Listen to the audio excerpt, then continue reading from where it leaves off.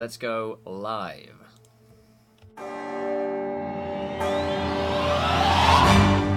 Hello everybody and welcome to Encounter Roleplay. My name is Will and today we are back and we are playing The Long March in our new season of play, picking up from where we left off with the same cast and crew. Same old faces, but sexy new overlay. Well, there you go. So, we changed something up for you guys. But let's go around the cast and crew, figure out who we are, and who we are playing today. Let's start with our suave DM for tonight, Mr. Encounter Josh. How you doing, my friend? The moment I literally was just playing D&D and I had to rush off, and my attempt at rushing off was like, hey, quick, I'll throw you into the final boss, and I one hit killed it and just flipped the table and was like, screw you guys, and walked off. And everyone is now raging at me in our chat, and they're just like, I can't believe you did that, we wanted to interrogate him. And I'm like, it's not my fault. Like, I was expecting him to make the con save, but he didn't, and it's insta-death because fucking craziness. So it's been a lot of fun, but now I'm interested in insta-death in a different variety, applying that upon my hapless crew that we have with us today. Particularly hapless, but no longer handless, is the very wonderful and slightly distracted by her phone, and I might have to cut her hands off. I am tweeting the show. I'm tweeting the show. I'm tweeting the show. If you use your hands for anything other than retweeting, you're in trouble, sir. No, don't take my hand. I'm gonna tell our newsletter teacher. Laura, how are you? More politely, Josh. I'm great, actually. I also rushed to the show because I did glam makeup before the stream today, and was rushing through doing my hair. I was gonna curl everything. I was getting down to the wire, and I was like, okay, gotta put blush, gotta put on lipstick. We gotta go play D&D. And some people were like, D&D? What's that? I'm like, let's go.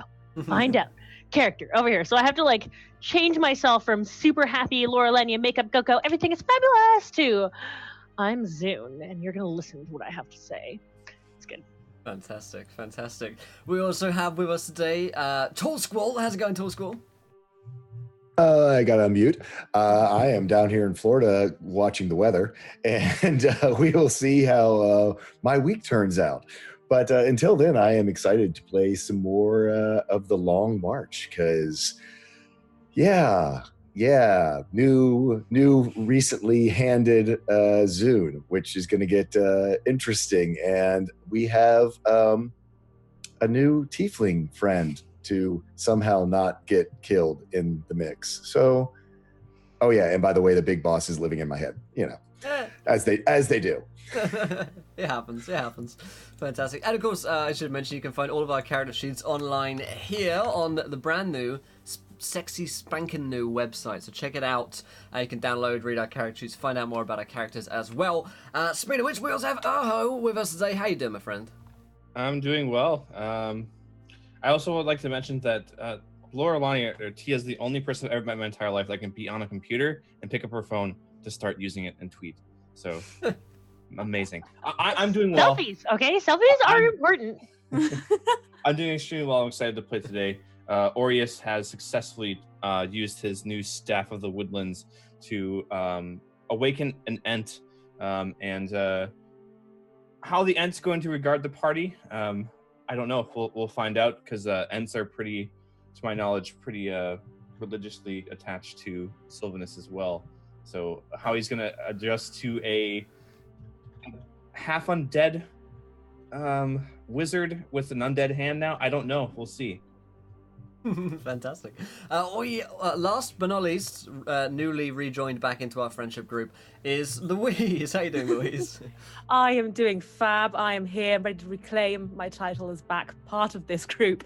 And Kazna last time seemed to have, casually adopted a tiefling boy.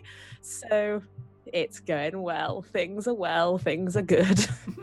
But as you watching in real life, always go through the standard procedure. Don't just find a tiefling boy and go, mine. Yeah. Oh yeah. Sign the forms and everything. Don't just, take him out of a cell where there's poo coming. There's a lot going on. Very difficult process. Yes, and as for myself, I will be playing Rigor Tuscan.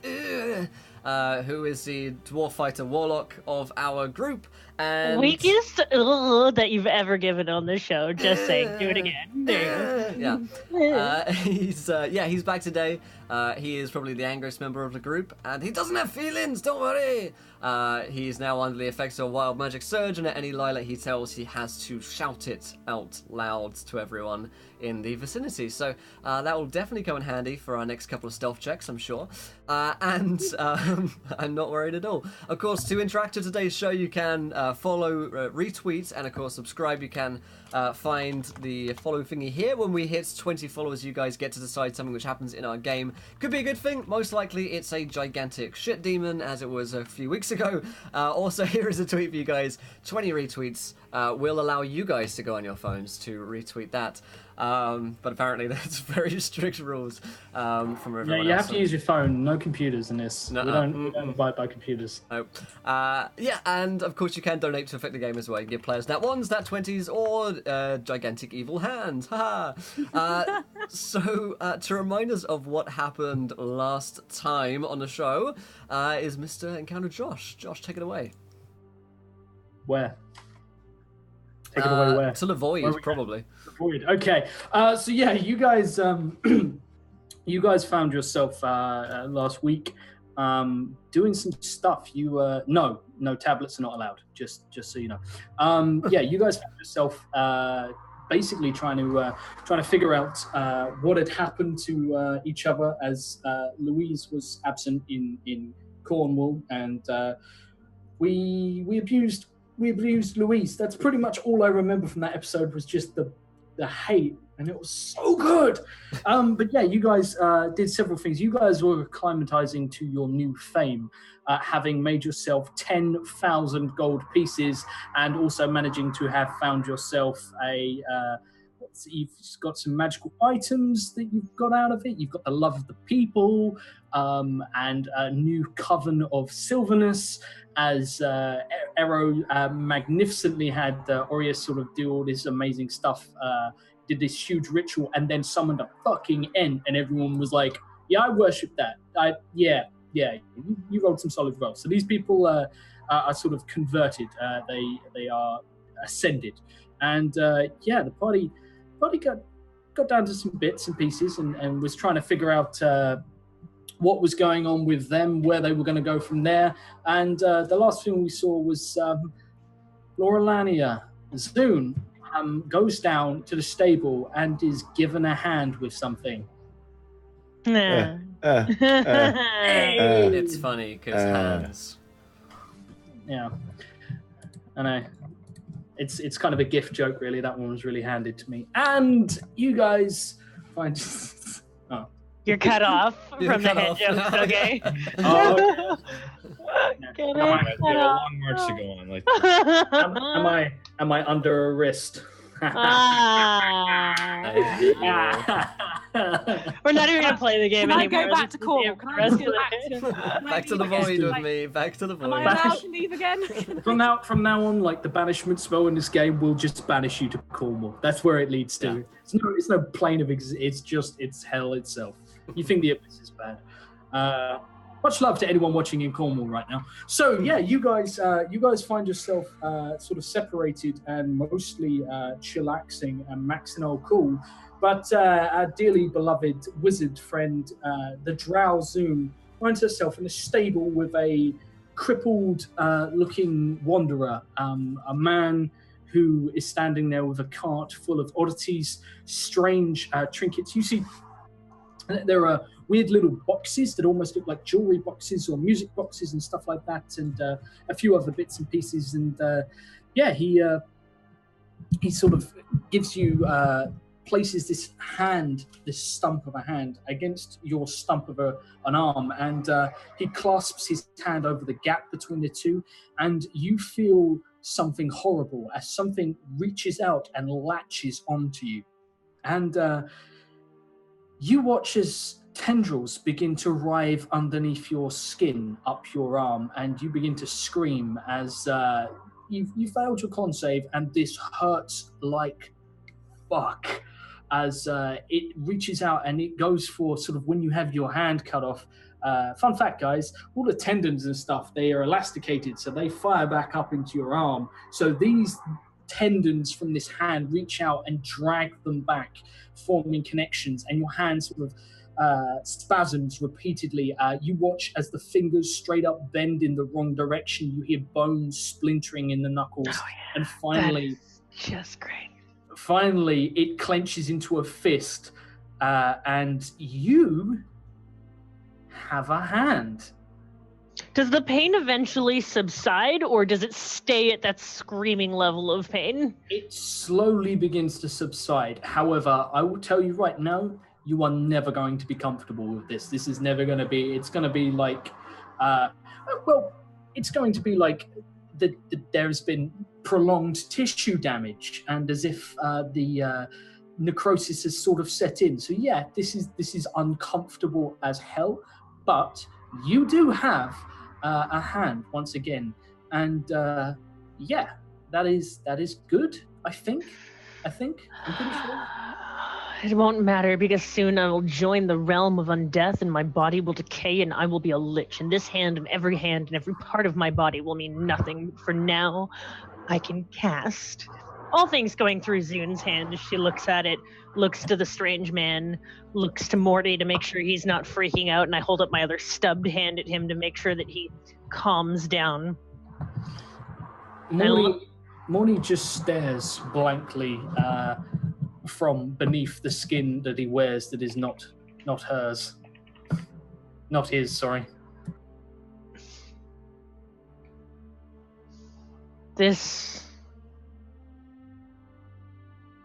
Thank you. He looks to you and he smiles, and it's a crooked smile, missing many teeth, but he grins. Is there anything besides the fact that it's a crazy hand that I have no idea where it came from and it's obviously magical? Can I do any type of just looking at it? Do I see any runes enchanted on it? Is it made out of flesh? If I poke at it, it's just a normal hand? Yeah, it's made out of flesh.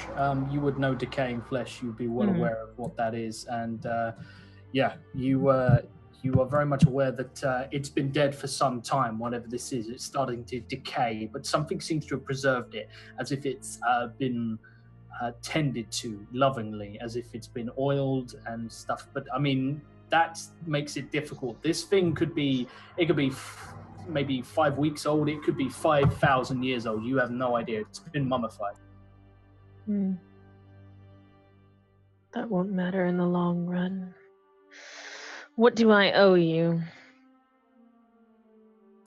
He smiles, and he leans forward and reaches out and pats you on the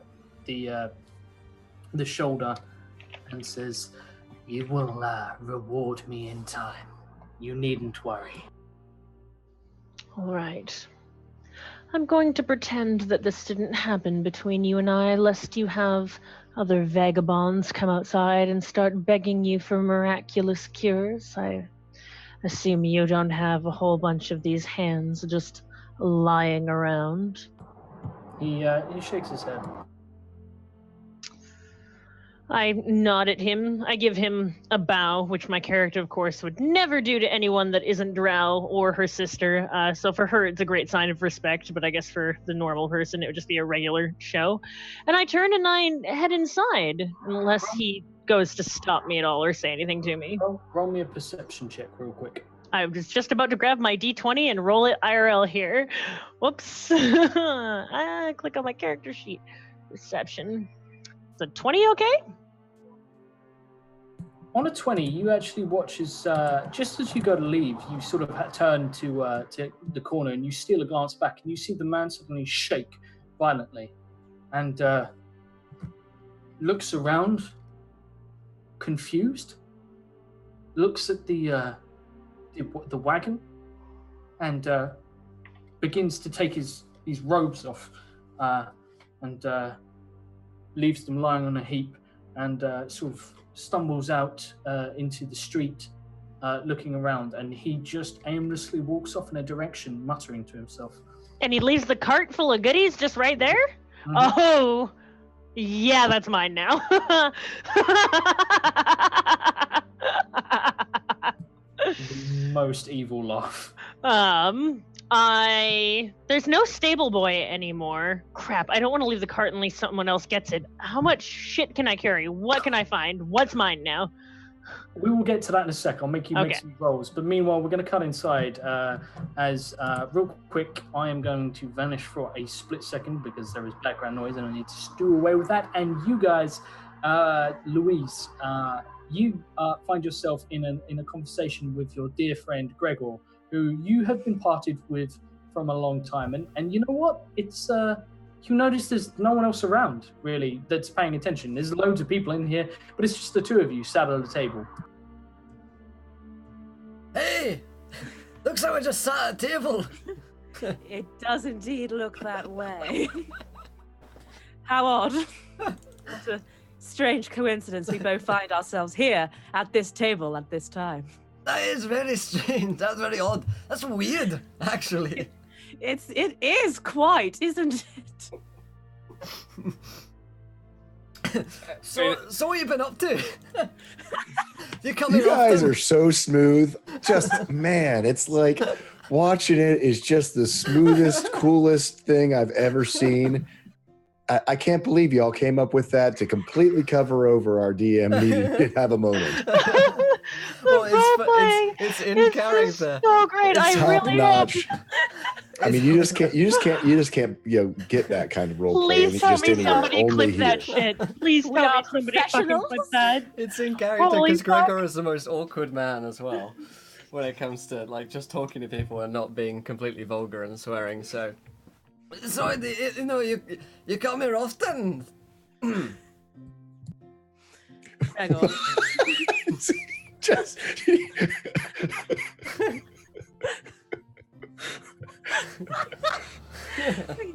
I'll just look at him like, what the fuck? Gregor. So no, tell me more about this void then. Void. You know, you're away in a void for a while. I mean, I think I would have known had I been in the void. Oh, where were you then? With the, you know, after you disappeared with the book and we didn't talk about it at all. I was nowhere in particular, but I'm here now. Where were you? What were you?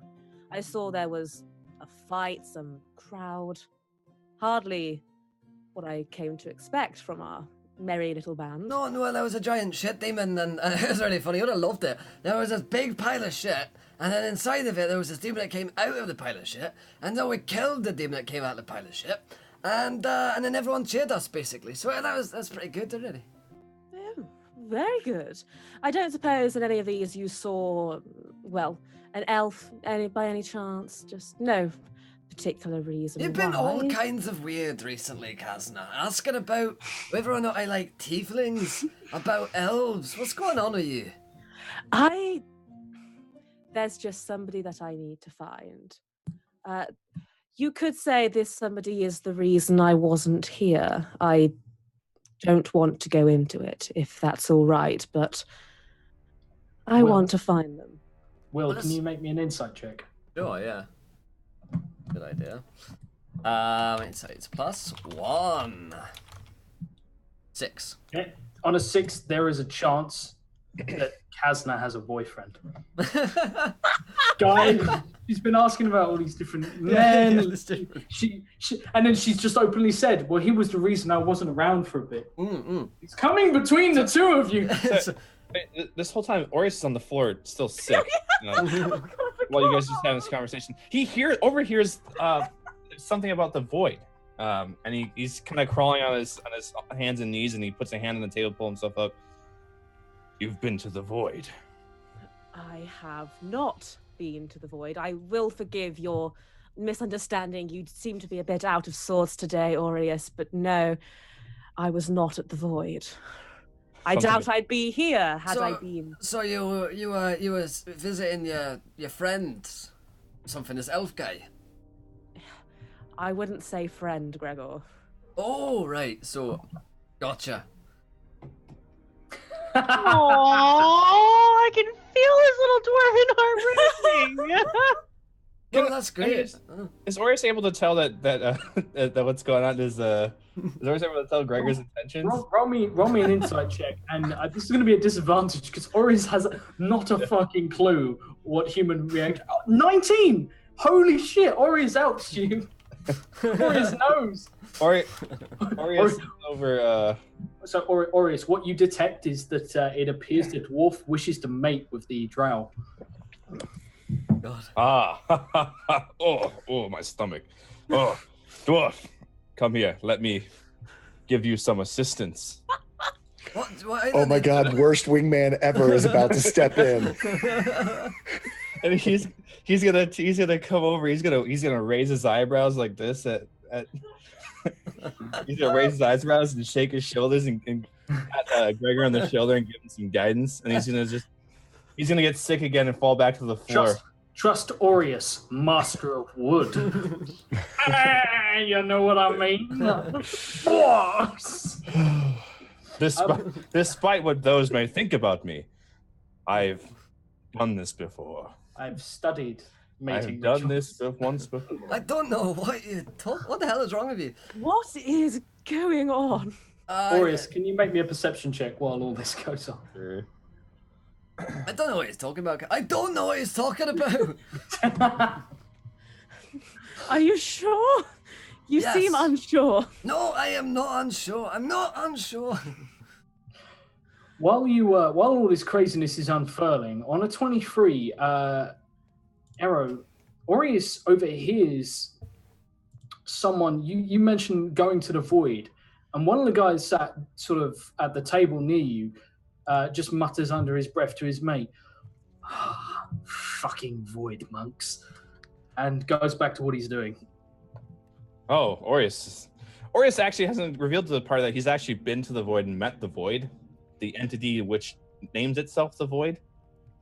So he's actually going to attempt to stand up in his sickness, and I'm able to discern who it is, right? I can tell. It was the two identical twins standing in front of you. One of them, they mirror each other really well. They move together. It's really. In fact, you notice like there's two Gregors as well, and two Kasners. Maybe you should take a long deep breath, mate, and sit down. Yeah. If I'm seeing two of everything, I'm feeling pretty sick. I'm gonna sit down. As I go to sit down, I'm going to Orius is going to shout out loud, who said something about a void? He looks up and just goes, "Don't fucking start. We're not interested. We don't want to hear your doomsaying. Just fuck off, mate." I gotta say to Kasna, listen, as long as you're looked after and you're happy, that's the most important thing, So I'm really happy. Really happy for you. I'm not sure we're on the same page here, Gregor. What do you mean?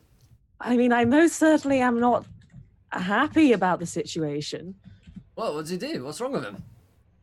If you need him beaten up by me, I'll fucking beat him up. I'll fucking knock his teeth out. Oh my god, I love how absolutely clueless this is. This is so good. This is the most dark fantasy ever. This is going to be that moment. Are you kidding me? This is the darkest fantasy that we all live in real life. Everyone. Oh yeah. Actually, it really is. Right. Unfortunately, I'm usually Gregor in this part. Huh?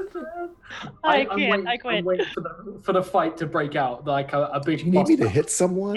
Everyone's just like, he must die for this vengeance. And you're just like, you fucking around with Kasna. She has feelings, you bastard. Exactly. Yeah, if anyone's going to be beating him up, Gregor, it will be me. Well, okay. Well, if you need a hand, then just let me know, Not that I'm, Anyway. Noted. Great. So, I just gotta drink myself to death now. Probably. I know what, I might just join you on that. Gregor's thinking, like, I'm the guy she tells him not to worry about. What was the bartender's name again? Clay. Clay, before you guys even come over, Clay is just like he's gesturing two guys over, and they're bringing out one of the kegs from Outback, like the mounted kegs. Yeah, they're just bringing that out. They've seen Gregor was in it, and Clay's just watched this whole situation. It's just like, that man needs drink. Bring it out, boys. Like cutting the doorway so it fits through the door into the main tavern. Wheel it out and just put it down. Gregor, you have a jacuzzi of ale in front of you. And he puts down two drinking straws, but it goes through the little cork hole, so they're really close together. So like, nice. You're gonna have to really close together as you. Should we just lady in the trance? Yeah, I did. Kazna and Gregor in the darkest fantasy way. Got it. Okay, yeah, I'm there. He just looks at Kazna and says, "You might have to help him because of the height. Can you help get him up?" Oh my god! Oh my lord! Gregor is oblivious. Mind if you? And I I take a step up. You just get me up. So yeah, I can do the rest myself. I get I take a drink. I say, well, as long as everything's fine with you, if we need to beat him up, you just come to me. But other than that, we're just good friends. We're just good friends. We are, aren't we? Do you want to start drinking? Cut. Fade to black. Cut. Scene. Okay. And Casper has no clue what's going on. She's just like, neither does Gregor. yes. So back at the table, Arrow. This guy, has basically told you to sling your hook. Yeah, Orius sits down and sling your hook. What is that British slang for? Help me on that one. Sling your hook. Sling your hook. Oh, right. I told you to. Yeah, I thought the Americans are like, what? Yeah, he tells you to go fishing for some reason. You're completely perplexed as to why or where. Oh, right. Okay. He tells you to fuck off, essentially. I see. You're from England. You should know how they talk. I'm not from England. I have a lot of British relatives, and they always have these weird sayings and slangs. And I was like, what does that mean exactly? Cool, blimey, governor, and all that bollocks. Right. Apples and pears. Put it in the boot of me car. It's just Anyway. So Orius is gonna look over, and he's gonna. So I was able to discern that there's two people or one person that said this. It appears to be one guy, but there are three of them sat around a table. All of them look like they look like they're either mercenaries or they're not from a military outfit that you recognize. They're armed, not overly well armed, and they look like they're having a quiet drinking session. You notice that there is plenty of stuff that seems to be carved into this table. It's obviously a favorite sort of table, and there is a knife buried in the table as someone has been carving something. There are a round of shots lined up for everyone, but there are two others that are sat there alone in the center of the table by the knife. I'm going to walk over to the table, and I'm going to regard the man who mentioned the void, and I'm going to ask him, I overheard you speaking of the void. Tell me more of what you know about this void monk. He looks at you. Are you fucking drunk or something, mate? No, is Orius able to tell that it's the reason why he's sick is because he's inside, or is he just... Yeah, you're feeling... There's a lot of people. There's like 40 odd people in this tavern right now. People are drinking. Yeah. Forgive me, I have not been drinking. I don't partake. I am a druid of the far south of Elysium. Oh, Being Jesus. indoors around this many people makes me... He says, "Oh, Jesus," and people look at him like, "Who's Jesus?" And never mind. Look, mate, what's it gonna take you to get you to fuck off? Taken kind of aback. I simply wish to know, what is this void monk? go travel to the fucking monastery then. Which way? Do you know how to travel to this monastery? Start with the door, yeah? Obviously, I would have to traverse to the door, but Oh, if I were to travel north or south or east, is there a better direction? If you go west, maybe 4 or 5 days travel, maybe. There's a old stone monastery. They send out fucking missionaries every once in a while. They come knocking around here, telling everyone about the end times and all that shit. Just, if you want to find out about it, go find one of them, or find one of the missionaries wandering around town. But just leave us the fuck alone, all right? When's the last place you saw one of these missionaries? Are they here in town? I'm gonna cut his fucking balls off. I really am. Look,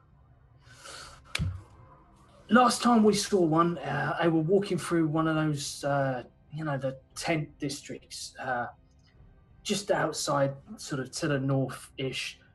There's what was it? A windmill? One of the other guys nods and, yeah, it was a windmill. Yeah, there's a fucking windmill just to the north, maybe northeast slightly. Sometimes they hang around there. It's sort of a gathering place. Now, I'd usually just stab you, but we're kind of having a moment here, so could you fuck off? Yes. as I walk away, as Aureus turns to walk away, he's going to make druidcraft, and he's going to create the sound of a very angry bull. The guy fucking sort of like spills his drink and reaches for the dagger, as do all three of his, both of his other friends. All of them grab the dagger at the same time, and he turns and drags his friend over the table in your direction, just looking for this bull. All he sees in the room is a giant fucking ram drinking he looks like he's just eaten the top of a keg and is now just trying to like gnash its teeth around it and turn it upside down like doing a shot with no hands. And they look at it and eye it up, but they don't decide to start a fight with a ram that seems to be able to hold its drink. Gordon has a reputation around these parts. Oh yeah. Okay.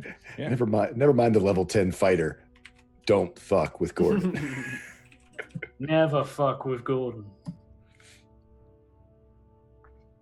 So yeah, we cut to Gavin. Now, Gavin, you were having a conversation, I believe. Yep, out in the out over the forge about next steps with my buddy in my head. Your buddy in your head, that voice in your head that we all love. Yeah. We kind of wrapped up. The last thing we talked about was the smugglers. The smugglers sort of area near the tunnels of how people get in and out might be a place to start looking. We still have to solve the problem of this young tiefling. So, my friend, you spoke when first introducing yourself about an inherent talent in your people. A way to defend themselves. Is that innate or something that can be learned? And if it can be learned, can it be learned to be stronger?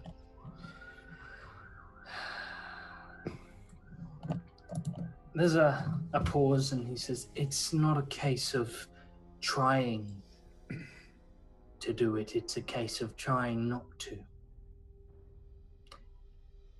It takes time to master.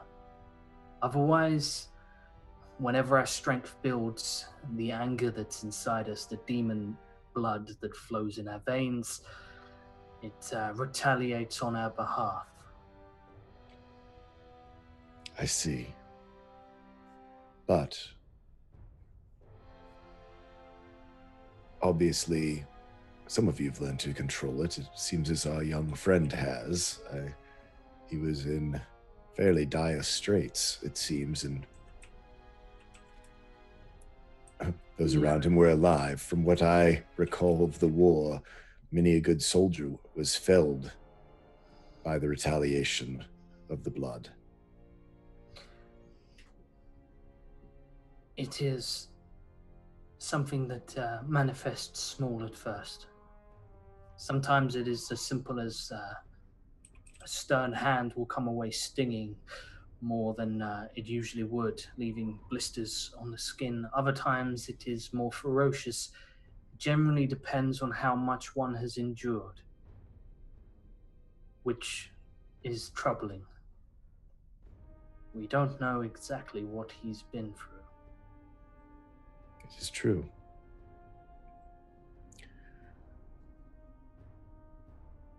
Your bond with your people, is it something that we can utilize to find out more about this child and see what we can do to help him?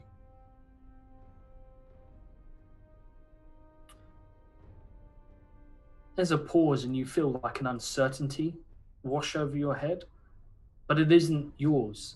It's sort of something else. It's not a gut feeling. This is like a forced emotion, almost as if you've been charmed in a way, but you feel this uncertainty, and it takes you a moment to realize this sort of alien sensation is slightly off, and it's actually you are starting to feel some of Hexter's emotion as he seems to be eavesdropping on yours, and he says, "In truth, I don't know. I did believe that my connection to my brethren was stronger than it truly is. I used to believe that we had common cause, that I was capable of leading them, but now I doubt that entirely." Gareth, a man. It's so true. It was a dark path that you went down, but you were a leader. And a leader leads people on a path. And as you said, mine was dark. I didn't give every order, and I most certainly didn't condone every action, but for the part I played, millions have died. It is true. Millions have died on our side as well. Not every order was condoned, not every order given by the generals. But it takes a leader, a great leader, in fact, for people to follow to their deaths, to rally behind a cause.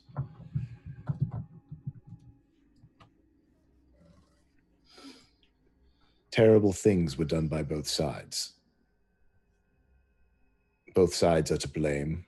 Both sides are blameless in some ways. But here we are. Now it's about trying to make what is left behind better for all people, and perhaps it starts with this one small boy huddled in a corner here in the refugee camp of the Orc territories that has been decimated. You feel almost humor wash over you, but it's a cold and it's a jaded humor. And he says, "I find it funny. I was a great leader, so I was told. And yet I regret the actions of my people, my men, my soldiers. You were a great man, a great warrior, regretting the decisions of your leaders. War is hell." It is indeed. So, as you pointed out, taking him with us will get him killed. Leaving him here will get us killed. So, as I often have had to do, we have to find the option that we can't see. But first, I believe the most important thing, we need to get moving. We have tarried here too long. There are too many questions unanswered. There's too many unknowns out there. There is a potential third option. Something you might have missed, but has been nagging at me. The barman. He told me, you, us, that he first heard that song 7 years ago in his tavern here from a soldier. Thank you, Guinea. I appreciate it. If he's not mistaken and misremembering time, which I completely understand is a possibility given everything people have been through, this was our territory 7 years ago, not yours. I would agree. Which means he was still here 7 years ago. I see where you're going with this. Maybe a quiet word. He does seem to be a good man, and Gavin looks around the forge, which is fairly quiet and private. He has plenty of work, and I know the value of an apprentice, actually multiple apprentices. Soot is a wonderful disguise. And heat is something that doesn't bother us too much. Yes. I believe you are... Hex, there's a good man in you. It has not left you. Maybe you're reading too much into that. Maybe I'm just in a good man. Well, if nothing else, it's a start. If you can't be the person you want to be, fake it. You sense a pang of regret, but he doesn't respond, and it seems like you feel him withdraw, and you are alone again with the crackling, burning heat of the forge, and familiar splutters of the hot embers. And on that, I'm going to quickly ask good old Louise and good old Will, buddy old pal, I need you two to tell me, out of the two of you, who is drinking more? Probably Gregor, because he's been Gregor. like shot down so hard in his perspective of things. He's like, oh shit. Roll me a Oh, yeah. wild magic surge, my good Oh friend. yes, and thank you, Guinea, for that donation, my friend. Damn. All right. There's no amount of... this quantity of liquor is just unbecoming. Undoing. She just doesn't understand what's going on. She's just like, oh, Neither does Gregor. he's drinking the normal amount for him. It's fine. It's entirely fine. 7 reads, any ice or snow within 10 miles feels painfully hot to the touch. Ooh, interesting. I'm going to have to note that down because there is something that's going to be interesting. So yeah, you guys... There's an ice and snow monster at the door. Always things that you want to hear from your DM. That'll be interesting. I have to remember that for later. Yeah. So yeah, you guys, as you're moving on with your day, what do you, Gavin? Yes. I claim it's late at night. It's quite late, yeah. Yeah, so Gavin, after he finishes there, is going to go up and get a long rest because he is still smarting from the shit fight monster. Yeah. If we have time to do such things. Yeah, you guys can absolutely get some rest. Zune, would you like to... I'm going to just have you roll something. Would I like to rob this poor man that's gone crazy and shown me nothing but generosity in the middle of the night? Why, yes. Yes, I would. I would expect... I'm proud of you, sister.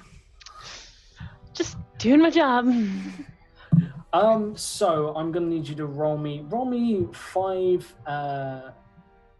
5d100s, please. Oh, God. Ooh, Separately magic or item chart. That's a magic item chart. That's 64, 40, 71, 36, and 8. Hold on, right. So first one is 64. Okay. You find You find a bouquet of funeral flowers. Okay. They smell freshly picked and absolutely wonderful. A 40, you find. You find a bird cage that's hanging onto the side. There are 6 or 7 birds inside. All of them are dead, bar one. That's extremely interesting. They are in various states of decay. That's even more interesting. I'm going to attempt to bring them back to life. Okay. They appear to be quite small birds, like almost like robin-like. But yeah, on a 71, you're gonna have to note all these downs. Yeah, I already am. You find, as you're sort of looking around, you suddenly realize, like in the back, there is someone staring at you. And you sort of look at it for a moment. How do you react to this face staring at you? It's staring at me as I'm continuing to pilfer through these things. I continue taking things and I look at it, noting its presence. And if it's not appear threatening in any way, shape, or form, the old man is still going crazy behind me. I'm going to continue thieving. As you move something, you actually displace it and it rolls towards you, this head. It is a porcelain doll's head. Its eyes follow you incredibly unnervingly. No matter where you are, you seem to they seem to move. I grab that and put it in a pocket in one of my pouches so that it stops staring at me and so that I can put it, eyes that follow you. Yeah, I'm gonna take a look at that later. You find a necklace formed of interlinked holy symbols of all the different gods. Some you recognize, some you don't. My religion is pretty high. Are you sure about that? Mm-hmm. Okay.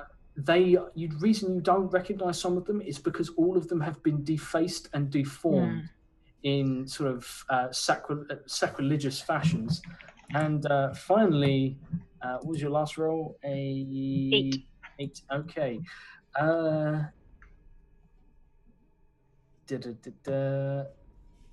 You find. Ooh. Awesome is spellbook that of good or awesomeness. bad? Awesome No. spellbook of awesomeness. These are just the trinkets you find. You find a spinning top. The spinning top has this. Zune actually likes spinning tops. It's one of the few toys that they got to play with in the Underdark. Fantastic. This one is comforting as it has 4 faces carved into it. A happy face, a sad face, an angry face, and a dead face. Oh, Kazna, we are totally playing this later. Yeah, Drow Christmas is back on. Drow birthday soon. Oh, get hyped. However, you find something else. You find what appears to be a box. This box is roughly it's a cube. It's not sort of irregular. It's cube shaped. All of the corners have been cut off slightly, like sanded down so they're flat. It appears to rattle as you pick it up, but you can't see any way. It looks like it's one lump of wood. Like a puzzle box of some kind, likely? It would appear so, yes. Puzzle box? Question mark. Take that up into the room for study. But absent amongst all this, you find no food, no water, no supplies, no change of clothes, no traveling stuff, no bedroll, nothing at all. This is a cart, and the man didn't have a bag. There's no bags on the side, there's no saddlebags, and there's no horse to drag this, and this thing will not move without a horse. So fuck, these are all cursed items. Is the first thing that my character comes to mind, and I'm stuck with a cursed fucking hand, and I look at it, and Zune just goes, fuck. Go get Gregor, he'll see right to that. Oh yeah, he'd love a revenge fuck with the sister as opposed to the actual one that he wants to be with. I'm not gonna be your pity fuck, okay? Burn off your hand, but fucking hell, that went That in a was way. not what I had in mind. Fuck. I look at the guy. Is he still like wandering the streets? Yeah, he wanders sort of around looking confused, and finally he seems to settle on there is next to no buildings in sight, so he wanders back towards the tavern. He sees you, sort of. Does he have any recognition on his face when he looks at me, or is he still just... Not a single bit, no. He just sees you, looks around, sort of doesn't even lock eyes with you, just... If I were to guess at how hale this person was, how healthy they are, and how weak, perhaps frail, could I use my brand new hand to choke him to death so that I could have some food for later? Quite possibly. He doesn't look particularly strong. He looks quite frail. He's just standing there looking confused as he starts to walk towards the tavern. Okay, well, I'm going to try to edge him, like, just kind of bring him back out. Like, come over here, friend. And then I'm going to put my new hand to use and see how strong it is and see if it can crush his windpipe. He looks to you and just sort of says, sorry, I'm not sure. This thing, I'm not sure where I... It's okay. It's okay. It's okay. Go to sleep. Go sleep. That instantly. Tell me how you put this man to sleep. Since I can finally reach into my spell components with my new hand, I just, don't worry, come over here, go to sleep. And I sprinkle it and begin my arcane chant. It's going to be all right. Yeah, he repeats after you. It's going to be all right. It'll be okay. It'll be all right. And he falls to the floor, and you hear something break as he collapses on the floor. Something breaks? Yeah, he's a very frail old man. You just made collapse on the floor. Oh God, I wish Casno was here. She'd be enjoying this so much. Good old-fashioned torture. I need to kill him because I can't have anyone say, "Where did you get all this stuff from?" Definitely not the old man that was in the cart by himself outside. Can I still strangle him to death? Is that an option? He's laying crippled on the floor, unconscious. What is going to stop Zoom? Do tell me. So, it takes you a moment. It's more like putting your weight on it and just crushing his windpipe than gripping. Your grip still isn't particularly strong. You're getting used to it. But he seems to suddenly start to struggle. His leg begins to kick. Only one of them. The other one doesn't seem to be responsive at all. And finally, the kicks begin to stop, and you smell a foul smell. Oh, he defecates himself? Excellent. Well, the hand works. And as you pull your hand back to sort of stretch it, you hear a long exhale, and he ceases to exist. I go inside to my room and put my things away that I just got. As I walk by everybody in the bar with like this bird cage and stuff, and What's the most depressed looking Gregor? just okay. Hey, Greg, have a bird cage. Yeah. Oh, thanks.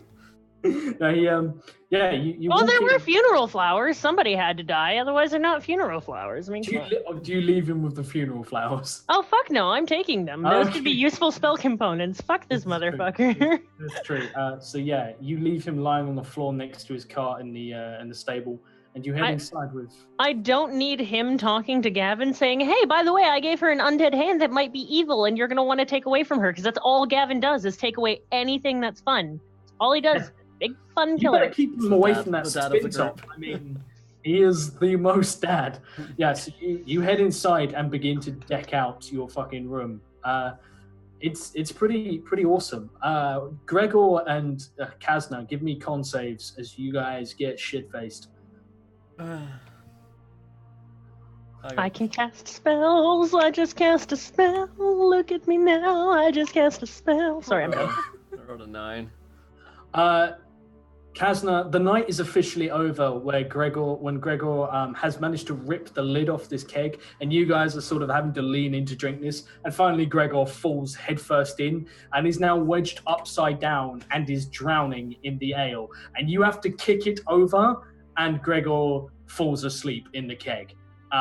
Just gently rolling, keeps rocking into one of the stoppers, and that pretty much concludes the evening. A good night. A good night. In Kazna, you hear a sound. You hear a idyllic, enchanting sound of musical notes being played as a bard sits there and smiles at you. I whisper in my sleep, it's an elven boyfriend. And she smiles to you and waves. And as you sort of note this bard, give me a history check. I would love to. So much. Good. Glad to hear it. That's a 10. On a 10, you know this bard. You're absolutely sure. You don't know why or when or where or what's going, but you absolutely sure you know the bard from somewhere. But that's it. And she seems to know you, and she's smiling to you. Well, she's clearly not a famous bard because she's, well, shit. You. She suddenly looks wide-eyed and actually stops playing as you quite aggressively, maybe a little bit more aggressive than intended. Kazna sort of, you! Who are you? She looks around her. Well, I'm the bard. There are many bards. Which one are you? I'm Bella. Go on, Bella. Yes, Bella, I should know you because... I play in the tavern. In this tavern?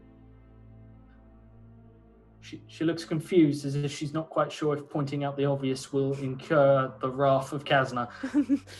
Yes, I've been known to play in this tavern, she says, midway through her set in this tavern.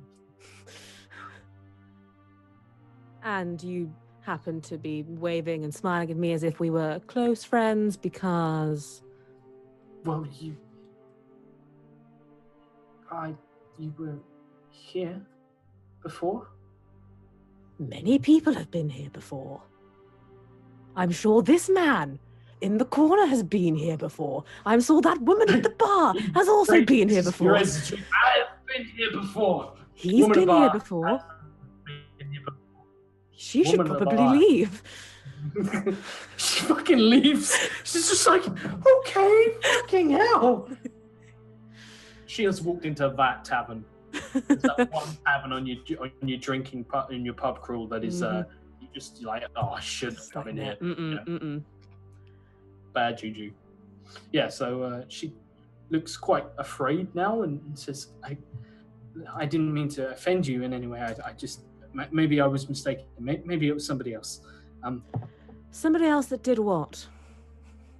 So, I don't know. I'm pretty sure I've seen you around here before. And she gets a wide-eyed look and just says, never mind, I must be mistaken. No. No, it's No. It's just she says, I really must be going, and she begins to sort of pack her stuff up. I'll put my hand quite forcefully on her shoulder to kind of stop her from packing things up. No, I do believe we do know each other. And I, for one, am quite curious to find out how. See, I have had a trying past few days, and I could really use some help piecing things together. Please don't kill me. I didn't say I was going to, but it seems you think I would have reason to. But you killed those other people. Who? The night you arrived. The first time you came here.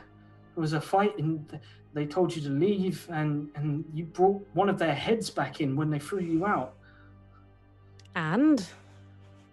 and then you sang with me and asked me if you could stay at my house. To your house. Yes. Tell me, Bella, was it? Betty? Barda? Bella, any one of those works. Right. Did I go to your house? Sort of. And then Sort of. on the way home, you went. Well, I had to go through the market district, and it was late, and there was a man, and he started talking to you, and I was a little scared. And when you didn't come immediately back, I went home, and you didn't follow me, so I presumed that was the end of our business, and that you didn't want to stay anymore. I'm really sorry if I offended you. No. You played a lovely song, I'm sure. This man, do you remember him? What he looked like? What he said?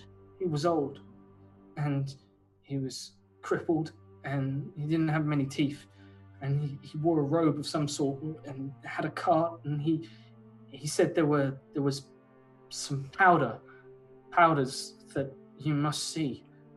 I don't know what it was, but there was sparks and fire, and you wandered off after him, and I went to talk with him at the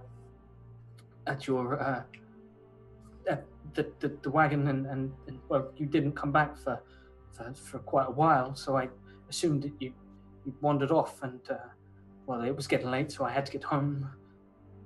I had kids. Can I insight check her to see if she's telling me everything? Yeah, all of the truths. No, I wouldn't know. That's an 11. She's pretty fucking scared, but you notice she chokes when she says kid, she stops herself very, very suddenly and just clams up. Children, eh? Little tykes. She panics, sort of openly panics, and just says, listen, please, you don't understand, okay?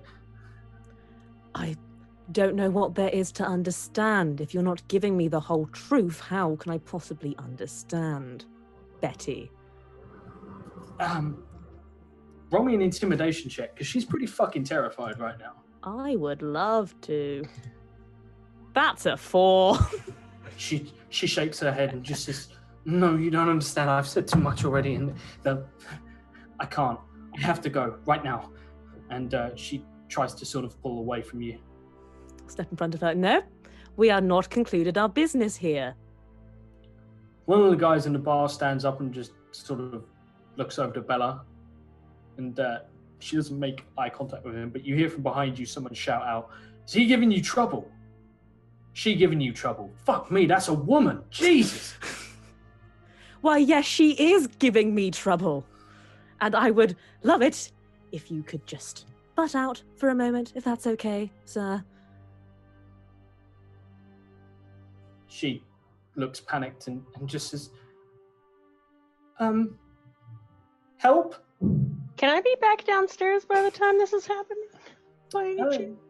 Roll me, I'll tell you what, I'll roll for it, simple. I was gonna say, because I'm putting the birdcage away and all the toys are in my pocket pretty much. Yes, you are downstairs. You just come downstairs to see that Kazna is standing there. She has her hands firmly on a quaking human female. She is sort of very plain looking, brown hair sort of tumbling down her back messily, that's been tied up in a loose knot, that's sort of been shaken free. She holds a lute in one hand she's barely holding on to. There's a bag that she's dropped that spilled some stuff onto the floor. It looks like music sheets. And there are about 6 guys standing behind Kazna. I don't need an insight check to kind of get a feel for the situation here.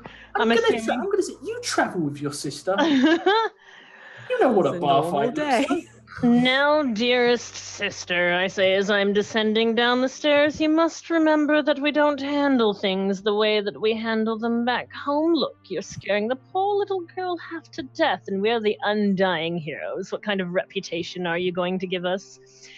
Now, I'm assuming that my sister was asking you a few super fun questions. I say, kind of trying to calm down the situation, giving my best charming Zune Roll smile. me a performance check, if you would.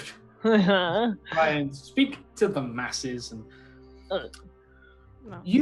there's a couple of Fine. people who, like everyone other than, there's about 3 of them who look really ready for a fight. But everyone else sort of hears Undying Heroes and starts talking about sort of, they're more, it's not necessarily your reputation, it's trying to remember who the fuck the Undying Heroes are. Like, wasn't they someone was talking about that, like, there was a tree and a fucking... Do I overhear that? Oh, you didn't hear about us killing... It wasn't a Bodok, it was a... Fuck. Devour. Devour. Oh, you didn't hear us about us single-handedly slaying the Devourer? I'll tell you that story later. But for now, sister... Who the fuck is she then? One of them points to Kazna. Kazna is my sister, and I am Zune Vandri of House Vandri. We are nobility from our home, and you do best to remember that. She is one of the mightiest warriors in the land, challenged by not even the Pentaval Five. And I am Zune, the most capable necromantic wizard in these parts. And after taking care of that little problem that you had, we're trying to assist you further. Unfortunately, my sister is not one for words. I, however, am. You, child, tell us everything that you know, and we will go away. Does that sound pleasant? Roll me an intimidation. Well, From multiple DCs. Halfway through this, Orius just goes, But I'm fucking Zune, and I'm scary. Okay, you have advantage on the girl because she's fucking terrified right now. But even at 21, one of the guys at the bar, sort of at the table, he reaches for his sword and goes to draw it, and his mate grabs his wrist and just says, "Don't do it, mate. We were having a nice evening. We don't need any more deaths." And he sort of looks like he really fucking wants to cut you right now. I take off my clothes and show off my undead body. What a Orlando, sentence. you have What a a way of great reacting sentence. You have a way of reacting to a situation in a way I wasn't ready for. Does like Gregor open his eyes and think he's in a nightmare? Because like, I'm wearing "Oh!" the overalls still, or the dress or whatever, and I just like show dress. off my dead body and go, "What are you gonna do, big boy? You gonna cut me? Go ahead, I won't feel it. You, girl, speak to all of the questions that my sister has, or I'll make you look like me. I'm done playing these games. We're trying to save this world. We don't have time for this nonsense. Not for you, not for you, not for anyone. We are in the House of Curiosity. Now sit the fuck down and answer her questions, okay?" There's a long, ugly pause that hangs over the bar for a moment. Nobody says anything. People who weren't involved in this have stopped talking. My sister was missing, and I want to know where the fuck she was. So As do I. Orius is laughing though. Orius is It's just Having a good punctuated time. by that. And Kazna, you suddenly become aware that you are holding this woman up. She has fainted in sheer terror. I have a beautiful image of me and Orius just like rolling on the floor, like just drunkenly laughing together. And there is. So you are now holding her up. The guy standing there, like, looks like he's about to pop a blood vessel, and he tries to take a step forward, and his mate just grabs him by the scruff and drags him back. And his mates are sober enough, or have been sobered enough, to move the fuck back as they sort of are dragged out of the bar. And he is looking at your body, and not in the fun way. He looks confused and angry. if I can use prestidigitation for an odd odor to kind of have like a salt effect to wake her up, I'd like to do that. But if that's too weird of an odor. Yeah, no, absolutely. I love it. So there's a pause, and suddenly her head snaps back, and sort of like Kazna, she shakes in your hand and panics, and she just grabs hold of your arms, drops the loop. The loop sort of smashes on the floor slightly. She just holds on to you pale face, sweating, just what's going on? It's just a bad dream, sweetie. Now tell us everything. Where are they? They're not anywhere. You're with me. I'm going to keep you safe. Now tell me everything. Ask her questions, Cassie. I just want to know where my kids are, please. Your children. They're missing. She looks and suddenly seems to remember who you are and just, oh God, they're going to kill them. Who are going to kill them? I need this. If anybody's going to kill anyone, darling, it's going to be me and Kazna killing people for you and rescuing your children. Now tell us. Would you like that? A couple of people raise drinks to that. Like, you've done some good speeches so far. People, you know, your rep meter slowly builds. Orius is saying, As is all part of the plan. You will all worship me eventually. And curiously, of course. Love you, goddess. Yeah, you see a couple of people raise drinks to that, but she just says, "I need to sit down," and she's sort of slurring her words. She's on full. Lower her to a chair. You just put her down on a stool, and she begins to sort of like try and get her breathing under control. It takes a minute or so, and someone comes over. Play beverages. Someone is already making their way over with drinks, and sort of puts them. They pause and they're just like asking for permission to come into your close-knit group and put down a rail of drinks, puts down a tray of drinks, and sort of bows, backing away, sort of bumps into someone. Excellent. Just the way I like it. She takes the drink and she fucking drains it. She takes another drink and she begins to drain, and then is just slightly sick on the tray, and then puts it down. She's drunk like a glass and a half. She's just downed a glass and a half of wine as fast as possible. And she looks up at you and just says, "Can you help me?" Yes. Please? We can, if you can tell us what happened. It was a couple of weeks ago. Someone came to my house. Can we talk in private, please? Yes. She looks around quite shakily. Do you want me to empty the bar? Would you like to come up to our room? That's a difficult question because both of them pose terrifying possibilities. She seriously weighs it up as if it is a life or death sort of question. Oh, come now. Kazna, pick her up like she's a baby. Let's go have a girls' chat. I will pick her up like she's a baby. Humans, I swear, the frailest, most emotional... Honestly, I asked her 2 questions and she faints. So ridiculous. These lesser races, I swear, they can't keep their shit together. Now, Mother used to give us good beatings if we didn't answer questions. That's what the lesser races need. More beatings as children. If you mention Mother one more time, I'm going to never have another drink myself. Aureus, as they leave, you watch as a keg suddenly has arms.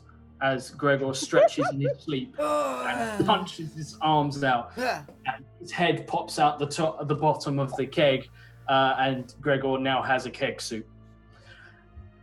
There you are. What's the AC bonus to it? Yeah. There's nothing. However, there is now when you sneak in the keg, you can hide in the keg. You will become aware if people spot you, an exclamation point will appear above their head. If they're just suspicious, it will be a question mark. Okay. And you take her upstairs and sit her down in a room. Zune, there is another bird in your bird cage. I smile to myself and say nothing. Did Aureus at any point see her coming in with this bird cage, by the way? This is kind of big. Aureus, You were sick, weren't you? I was gonna say I was trying to be very sneaky, but I didn't roll. I was up and talking to. I believe that someone was talking about a monk. So you need what roll? Sorry. A perception check. Sure. On an 18, yes, you. I'm pretty sure you remember Zune coming in with a bird cage. It takes you like a couple of minutes, sort of staring at Gregor, who's sort of now rolling around. There's still ale I'm in the cave. gonna roll my way up in my sleep. I'm gonna roll my way up the staircase, dum, dum, dum, dum, until I get to my room. So Gregor I do a rolls 3-point turn while in the barrel. He's in the barrel. He gets there, and he just can't. He just keeps repeatedly hitting the bottom step, and you hear this sort of disappointed moan / gurgle, and you watch as Ramsey, Gordon, our dear friend, walks over, dips his horns, and you just see the horns sort of dig into the barrel, and he hoists this entire barrel onto like a its baby. and begins to carry him upstairs. You hear him making soft cooing, bleating sounds to Gregor, who is dribbling profusely. A layer of slime, like a slug, has made its way up the stairs. And Gregor is asleep. What a beautiful... Arius thinks to himself, this is why I don't partake. He says, swaying everywhere. Seeing the birdcage, I'm definitely going to use my staff of the woodlands. I'm going to take my staff and kind of tap it on the ground, and I'm going to attempt to speak with the bird. Of course you are. Of course you are. You and Gavin, Captain No Fun. You would have to head upstairs to Zun's room. Taking you a minute to sort of remember that you actually figure out it was a birdcage. But yeah, they I think a few minutes ago. Aureus, between noticing the bird and having just learned about the void, he's actually going to go outside and begin looking for some sort of flower that could be used as an incense. That's what he began doing. So. Okay, so you head outside. Give me a nature check, and we'll cut to Zun and Kathy. You guys are chillaxing, maxing all cool, as I'm fond of saying, with a terrified-looking woman who begins to sort of. There's nowhere to really sit. She doesn't sit on any of the furniture. It's just like a bed and a stool and stuff. And the bed is made, and she just chooses to instead pace. And she's sort of rubbing her hands together, fidgeting, and she says, You have to understand, they made me do it. Please. Made you do what?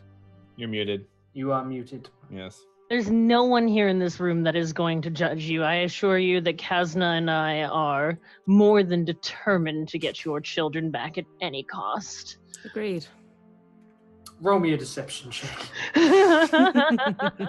You are so full of shit.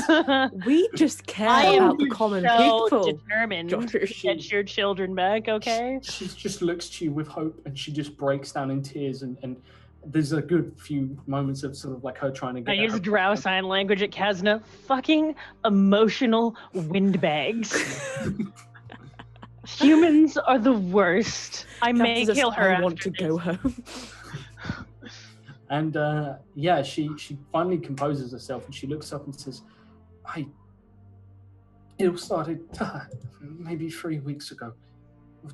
I don't know. It was longer, actually. It's been maybe a month. It feels like a year. But some men, they came. And they came, and they were unfamiliar, and they were new, and we figured they were headed towards the front line. But they hung around, and they drunk lots, and they were rowdy, but not rowdy. They were odd. They didn't fit in. I don't know what it was. I see a lot of soldiers, and they were off-putting to you. Yes. How many of them were there? 4. Hmm. And they came, and they said that they were looking for someone or something. I didn't overhear it, but eventually they came over to me, and they asked me about songs, and they asked you to sing about Lymore, didn't they? No. No, they told me the word Lymore. They told you the word Lymore. And they gave me. She reaches into her bag, and she grabs a sheet, and she pulls out like a bunch of song sheets, and she spreads them all out And you notice one of them is completely different to the others. All of them are really worn and old and battered and crumpled. But this one is fresh and crisp on new parchment. And she thrusts it towards you and she says, "They gave me a song sheet, but no words. And they told me that if anyone was to know the words, that I was to invite them home, to stay at mine. Oh, dear sister, do you know the words to this song? I happen to know the words, yes. So do I. Okay, so they invited you back to your home, and then what? No one ever makes it to my home. There is a man. I lead them through the market district. I live on a small farm, but I lead them through the market district. And when we get to the market district, there is a man, and I make a bit of a scene of needing to buy something, or tying my laces, or falling, or hurting my ankle, anything at all to stop them. And the man comes and he draws them in, and then they vanish, and I never see them again. How many before me? She looks at the floor and stops pacing. He has your children, doesn't he? The man in the market. I don't know. I don't ever speak with him. But there is a man at my home, and if I speak to anyone,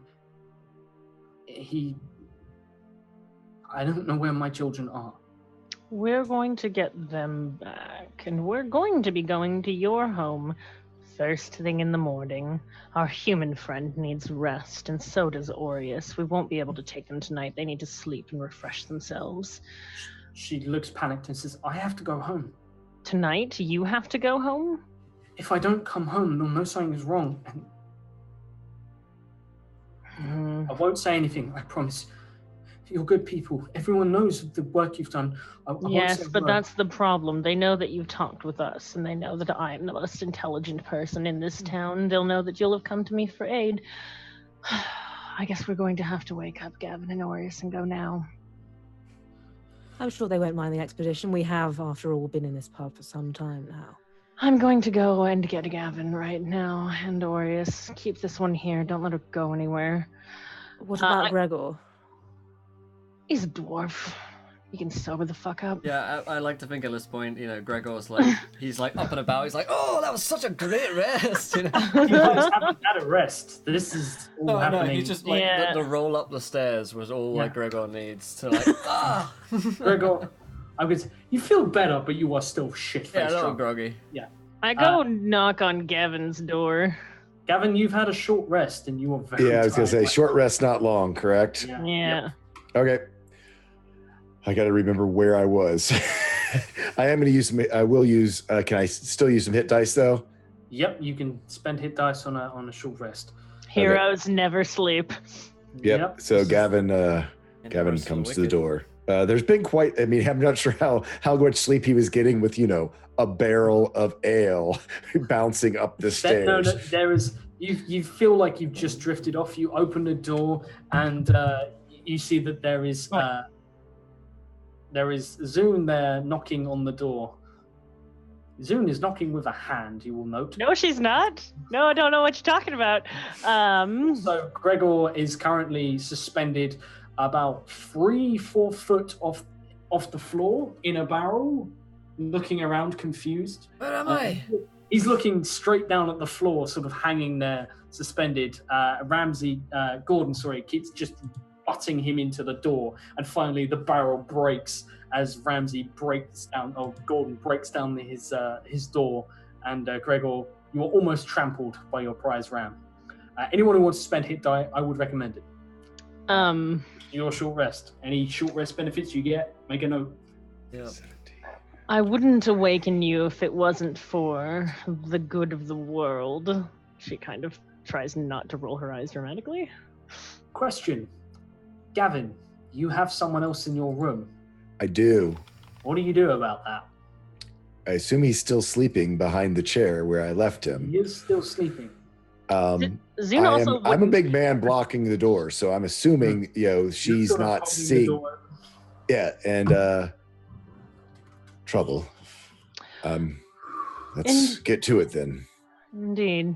I just am surprised by the fact that he's ready to just fucking go and needs no explanation. Oh, All right, then. I always knew you were the heroic type, but... Are we going to beat up Kazna's boyfriend? Better. We're going to go save some dying children. The noblest of She's got causes. children. I need you to sober up now. Oh, okay.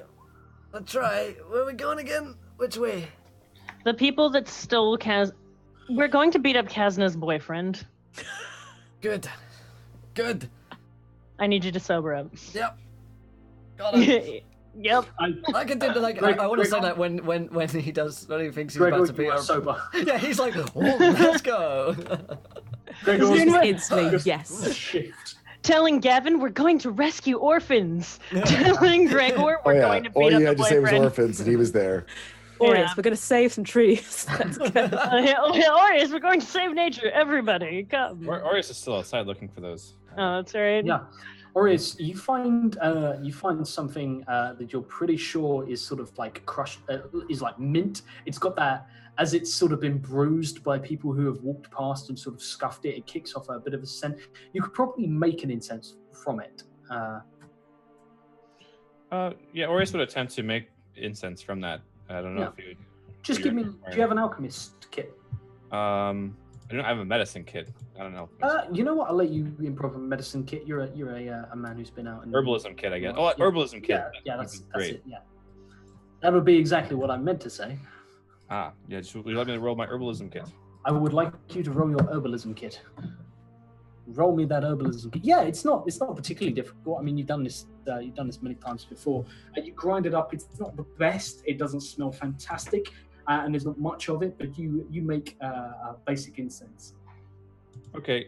Also, when Aureus leaves the establishment, would he be able to discern he was sick because he's inside? Could I make some sort of intelligence check or? Yeah. No, I'm gonna say, like, you feel better the second you're out of a really crowded room. For Aureus, it's you were around lots and lots of people in a confined space. Okay. It's not So the white. Aureus isn't aware that when he's inside he's sick. He just thinks he's because it's around a lot of people. And Yeah. okay, that sounds good to me. And then with that incense, I need to use some divination. You know what? I'm gonna tweak that wild magic surge so it is crowds. It's more crowds than Okay, inside. sure. That suits you a lot better. Gotcha. All right. So with the incense I have just prepared, I'm going to use divination. And for the 25 gold pieces, something worth 25 gold pieces, I'm going to approach Gnarls Barkley. I'm going to ask him for a piece of his living bark so that I can commune with Sylvanus. I need to ask him a question. Gnarls slowly he unravels from sort of this constricted, coiled fashion where he's taken a root right beside the bar. You can actually see that he has cracked the masonry of the bar ever so slightly, where his roots have dug under the foundations, and there's a slight shift. You're pretty sure you see the wall shift ever so slightly as it pulls its roots free, and it bends its sort of hand, you guess, and sort of rips a chunk of a bark and puts it down in front. It's like the size of a door. He didn't really have the capacity to do small, so he just pulls off a door-sized piece of bark and puts it down. Yeah, Aureus is. Thank you, Gnarls. Thank you, Gnarls. I will require this soon. And yeah, I'm not going to use divination yet. I'm just asking for the for it. I'm assuming I'm able to carry this thing, so I'm just going to leave it here. Yeah. Okay. Quick question, Josh. In my time when I was talking with Hex, can I have worked enough on my armor to get the last point of my armor class back? You can indeed. Thank you. Well, did I get my armor that Gavin was Oh making? yeah, we gave. Well, yeah, it's not your normal armor. I was working on that too. I guess I'd forgotten that's what I was working on. I was actually working on your armor as well. From our scavenged armor, it's your call. What we were able to piece together for. You used to have, Kazna. I don't. Hang one moment, sir. I believe it was heavy armor. It just said heavy armor, I think. Yeah. Do you know what your AC was? It was 17.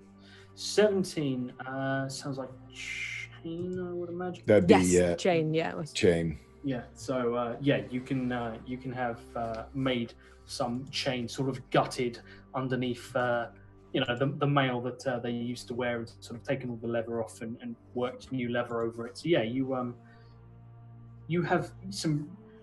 Kazna, you have the most scarred. Well, actually, you don't. I was going to say you have the most scarred armor. You don't have anywhere near the most scarred armor. Gavin's is a patchwork job, but yeah, you have some workable armor. It doesn't fit quite like your old armor. It doesn't smell like your old armor. There's no familiarity with it, but it's heavy and it seems to do the job. Thank you so much to Mike from my gaming flat. Huge host, my friend. I appreciate it. If you guys, Dude, Thank you. that guy, Mike, That guy. that boy. he has one purpose one thing that he's good at, and it is hosting in gallery.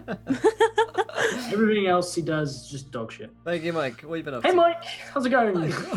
Love you, Mike. I love that guy. I'm gonna rush into I'm like, Kazna, we're gonna go beat up your boyfriend. Yeah. Yes. Or is he your Yes. ex-boyfriend I now? love that you just know my lies so well. You're like, yep. Is it your ex-boyfriend now, or is he still your boyfriend? Yes. Yeah. Which one? Yes, he's my. Because I need to know how much I should kill him. Ex-boy. Yeah, ex. So we He's can the kill ex. him. Yes. Right, okay. Because if Yeah, you were still dating him, obviously, I totally respect that. I totally respect that. And I wouldn't have killed him. I wouldn't have killed him. No. Appreciated, Gregor. It is much. Right, so where is he? I'll turn to Betty. Where is he? What's his name? They just started dating. She doesn't know it. Is that? Creek. Fast and loose like that. Creek. Creek. Mr. Creek. Mr. Creek? You date a guy called Mr. Creek? That's kind of weird. Okay. It is. Well, I guess that's why we're killing him. It's awkward laughter. I looked at Gavin. I'm just like, the man that's sending people away and stole Kazna. This is apparently the way to get there, or to them. It's convoluted, even for me. Interesting. Well, That is let's see very- what it's all about. Yeah, come on, Gavin. Got to beat up his ex-boyfriend. Kill him. I would prepare for not an easy encounter. Right, is he some kind of He devil or something? Has friends. From what I'm aware. I Interesting. think that the friends. best course of action is for this one to walk ahead of us, for us to, as stealthily as possible, follow her, and then ambush them inside the house so that they cannot leave. How do you know him? I asked the lady. He came to my house.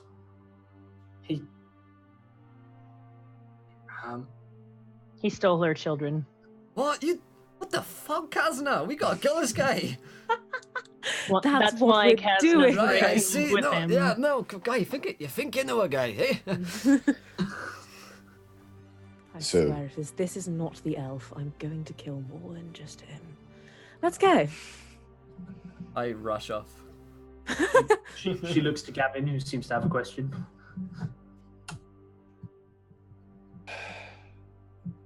So, Gavin doesn't know any of the stuff he's heard. So, we will save your children. She looks actually hopeful. Are the children being held in your home or elsewhere? I don't know. Elsewhere, but I don't know where. So we need to leave at least one alive. At the There's mention only of one. children, Just Kaz kind of checking. just like, Gavin. Yes, we need to go. Things are. I'm glad I got your armor repaired. Yes, the You'll be armor. safe and sound now that you have your armor. I'm glad. I've left a few extra pieces in the room in case you need some more repairs later. And they are safe to leave there, I presume? I've locked the door, and I believe Clay is one who can be trusted that he doesn't allow shenanigans within his establishment. Well, that is good. I do like to take good care of my armor. Now Yes. then, let us away. I'm on Gordon at this point. Weird people. Yeah. So, you guys, sort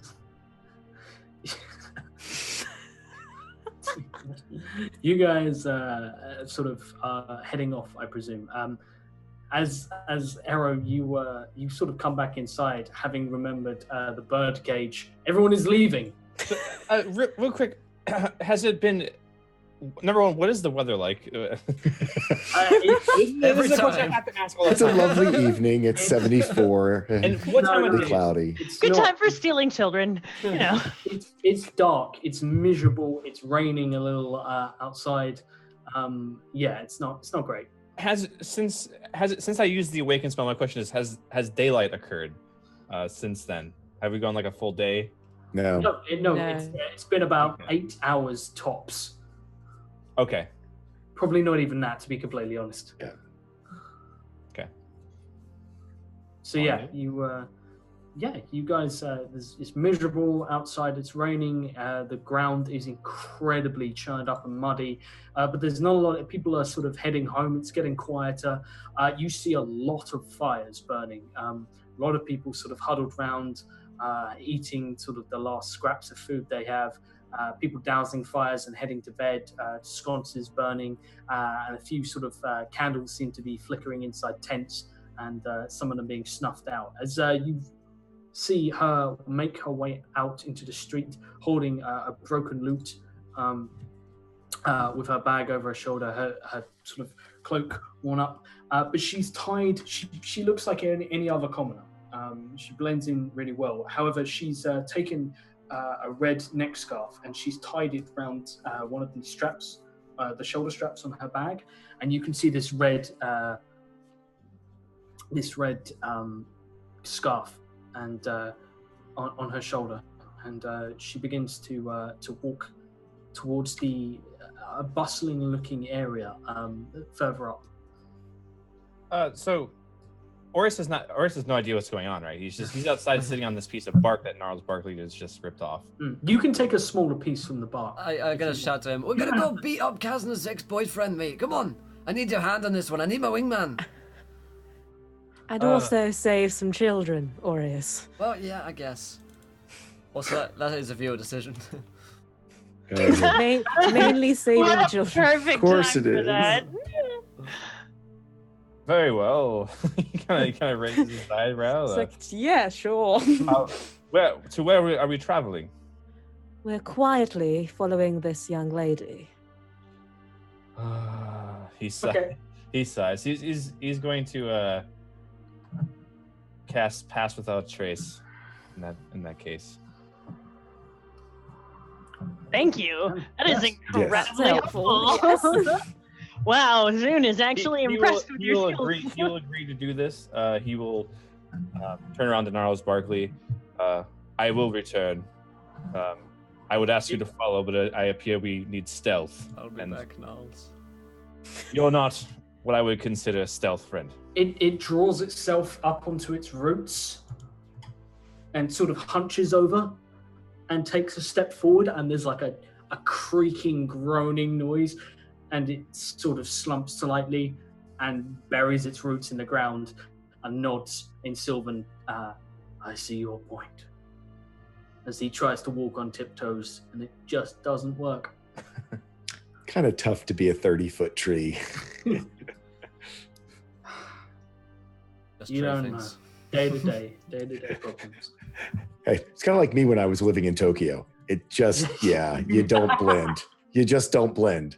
Yeah, I can't imagine that. I was going to say I can imagine that, but I can't. I can't imagine school in Tokyo.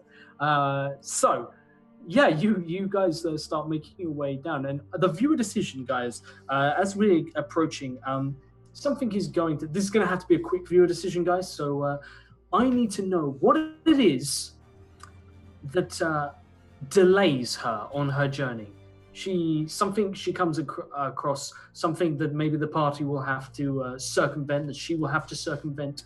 But what is it that comes for her in entering the shady merchant district? All right, underneath that line there and shout, my friends, let's get it in quick. What delays a woman? What might we encounter along the way? Do it. Do it. It's Shia LaBeouf. Just do it. Yeah, Just climbs out of nowhere. I'm hot on her heels. And Ball yeah, drawn. you guys.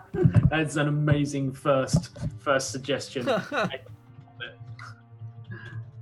Oh, I wanted to be that. I think while I know, we're very cool. while we're kind of waiting for that, Aureus is actually going to, if Zune is still carrying this bird, would like to. No, it's They're in their room, my right? room. They're in the room, Yeah, it's in the room, and my room is locked. But you know Albert, it's that for you. you know that she walked through with it. Right. Actually, I can fill some time. Gavin sort of drops back to walk next to Aureus. Friend Aureus, as you know, my divine magics very rarely deal in the art of illusion, and certainly your help with our stealthiness is appreciated. Do you have other illusion magics or obscuring magics at your call when necessary? Certainly, I am a druid of the grassland. I am able to take lend some of the nature's guidance in this. I might have need to ask a favor of you. There are a few paths still before me, but one could involve me needing to keep someone hidden from those who might harm them. I will come to you later if more becomes of this. I just was wanted to ask a little about what your god has gifted you with. I'm able to make someone entirely invisible, to completely disappear, but I will, however, require eyelash encased in a gum arabic. It is the only thing I would ask of you. I will keep that in mind. Thank you. Might I ask why you would like to be invisible? It's not for me. It is for another person who is potentially could be in need. As long as it's not one of the two drows, I would be inclined to agree to this asking of favors. He kind of bristles a little bit just seeing the little bit of racial tension there. It might not be someone. It's not one of the drow, but it might not be of someone who you would be accustomed to lending aid to. So be it. Thank you, friend Horus. Aureus also remembers we may be is Aureus able to discern this might be kind of dangerous? What's coming up? Because party is invisible. Going to beat up the boyfriend and save children, or us talking? Just between you and I would just say, are we going to danger? Why are we stealth? He's not quite sure why we're doing this yet. I only heard that there were some children who are in need. It seems as though the sisters are leading this one. I would be on your guard and expect it to be something entirely different than what we've been told. Speaking of which, you actually hear one of the sisters' names. Oh, yay! You hear the word Kasna. Kasna. What? And a guy steps out from a shop.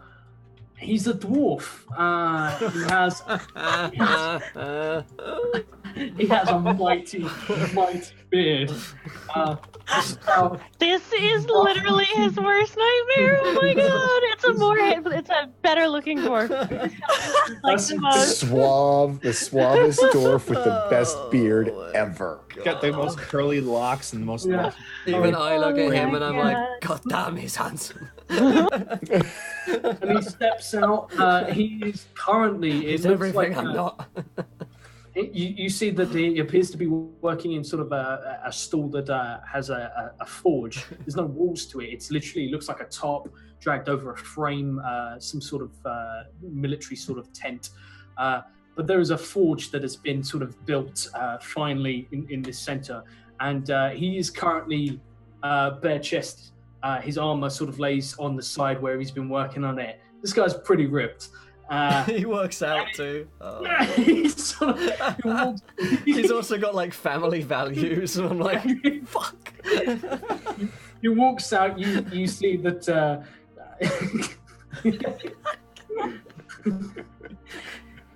You see the only person who speaks Dwarvish here. Me. We all do, don't we? Gavin does. You see Dwarvish tattoo that says "Fug Life," and then a Dwarvish tattoo up the other one that says "Family Life." I see. I thought you were gonna say he had Kazna's name tattooed on him for a second, and I was gonna shit myself. Like, oh my god, he loves her. Go back to him, Kazna. He needs you. I just leave the campaign and I just go off with him.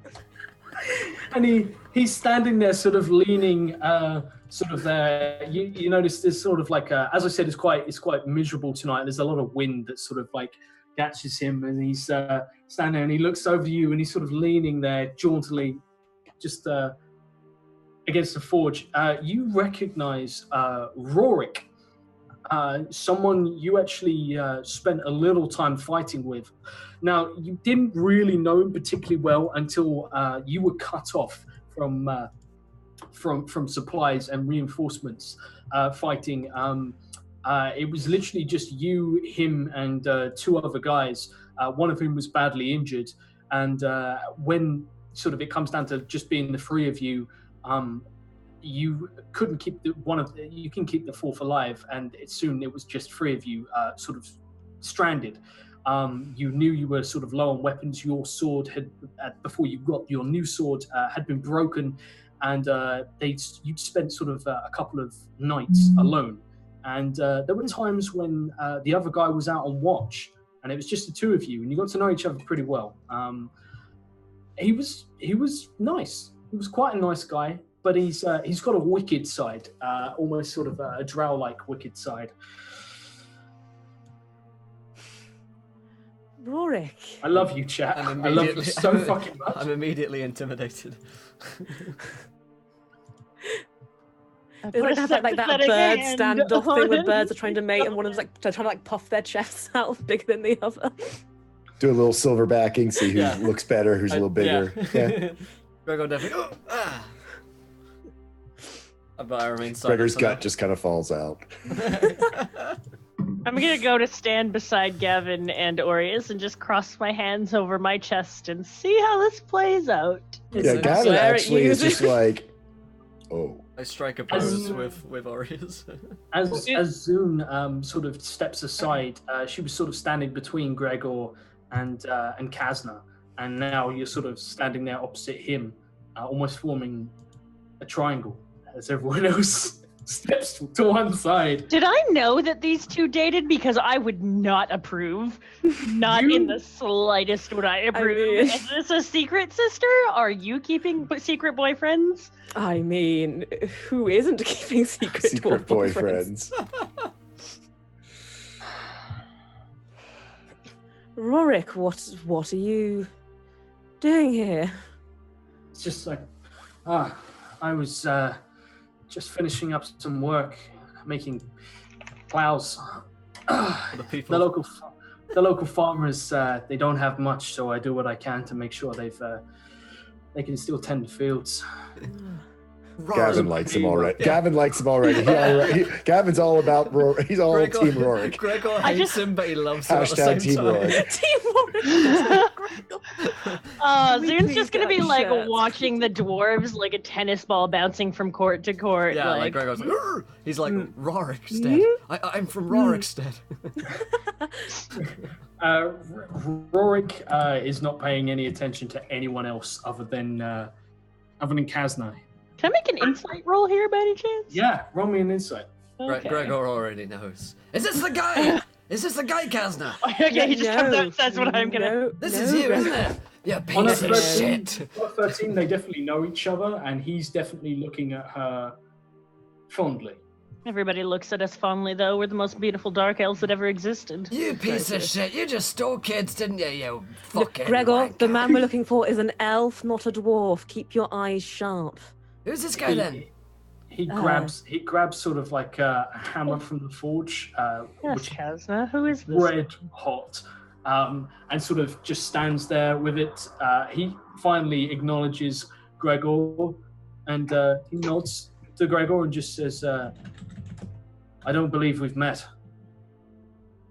No, I don't believe we fucking have. What's your name? Rorik. Oh yeah, you said. I'm just checking. My name is Gregor Tuskin. Ew. Thank you very much. I've heard of you, actually. Of course you fucking have. Who hasn't heard of me? I look back at Kazna. He's heard of me. I knew your father, actually. He's a good man. Yeah, he was actually, even though he was very strange and aloof and never around, but I miss him. What? Why do I keep saying these things out loud? Gregor, are you? Oh, that's right. He can't lie. You are dead to rights, my friend. This is...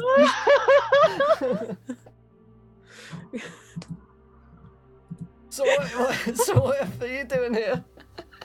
Come here, Austin. Yes, Rorik. What is it you're doing here, other than the plows? Of course, I didn't think I'd see you here at the Well, I least. mean, you know, he shoots you a cheeky wink and says, "There's more to be made than plows around here. You can do more than plowing, and you can certainly make some coin." I'm sure you can. Talking guys about were- sex. Wouldn't you?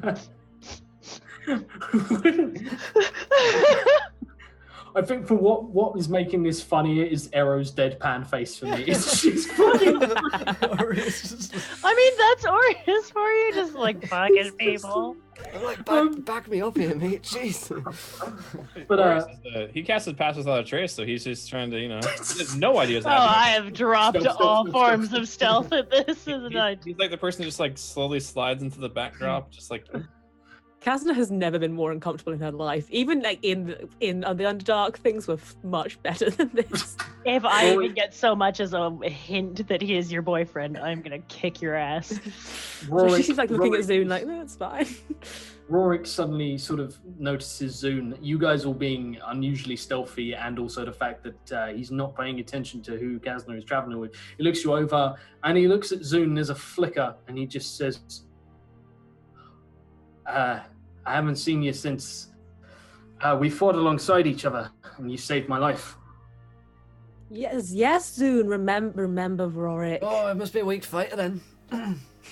I would never. Yeah, I looked at Gavin and Orius. I made a mistake. Oh. He nods to Gregor. I tried Gavin's to- looking at Rorik's fine workmanship on the plows. Yeah, it's fucking. It's God good. fucking damn it!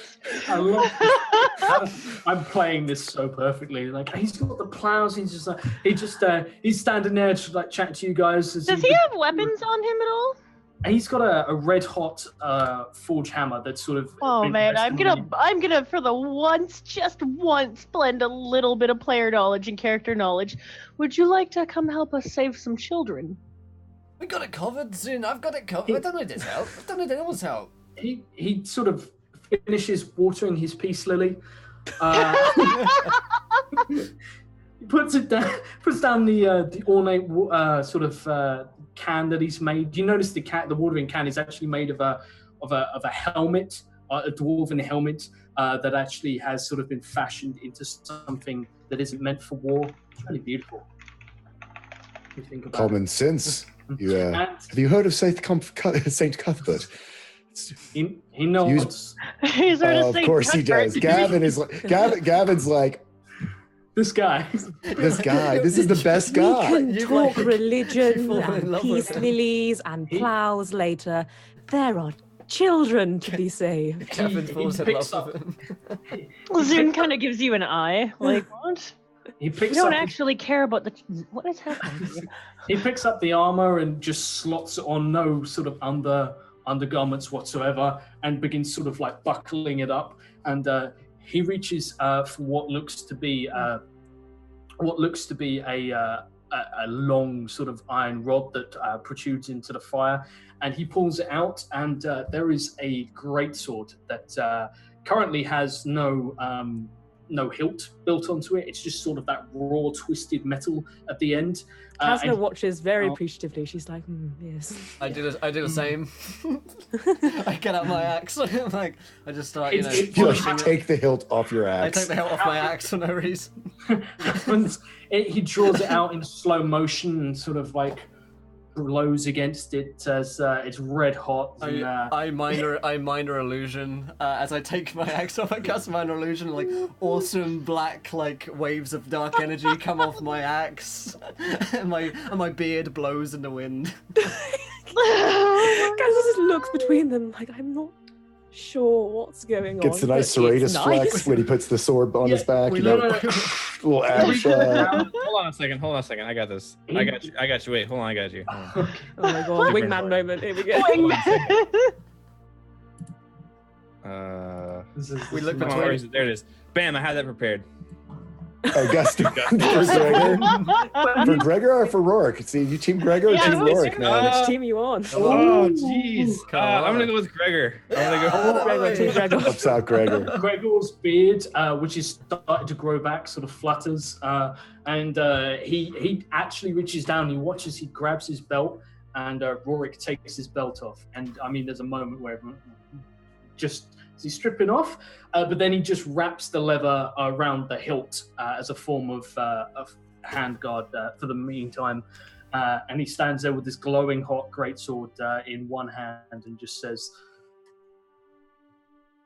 "Well then, let's go fucking kill somebody." God, I love Now you. you're talking my language. I Let's signed go. it, Kasna. Mother would be proud of your promiscuity. It's a hot Fucking day, whore. isn't it? Let's He's sitting let's down with move on. rain, and you're just like, "Oh, it's warm out here." Just So Kasna was as fine. I walk by Kasna, I do conjure water and hand her a glass of water. Thirsty? Yeah. You, And actually, Gavin takes one too. and Gregor's never hated anyone more.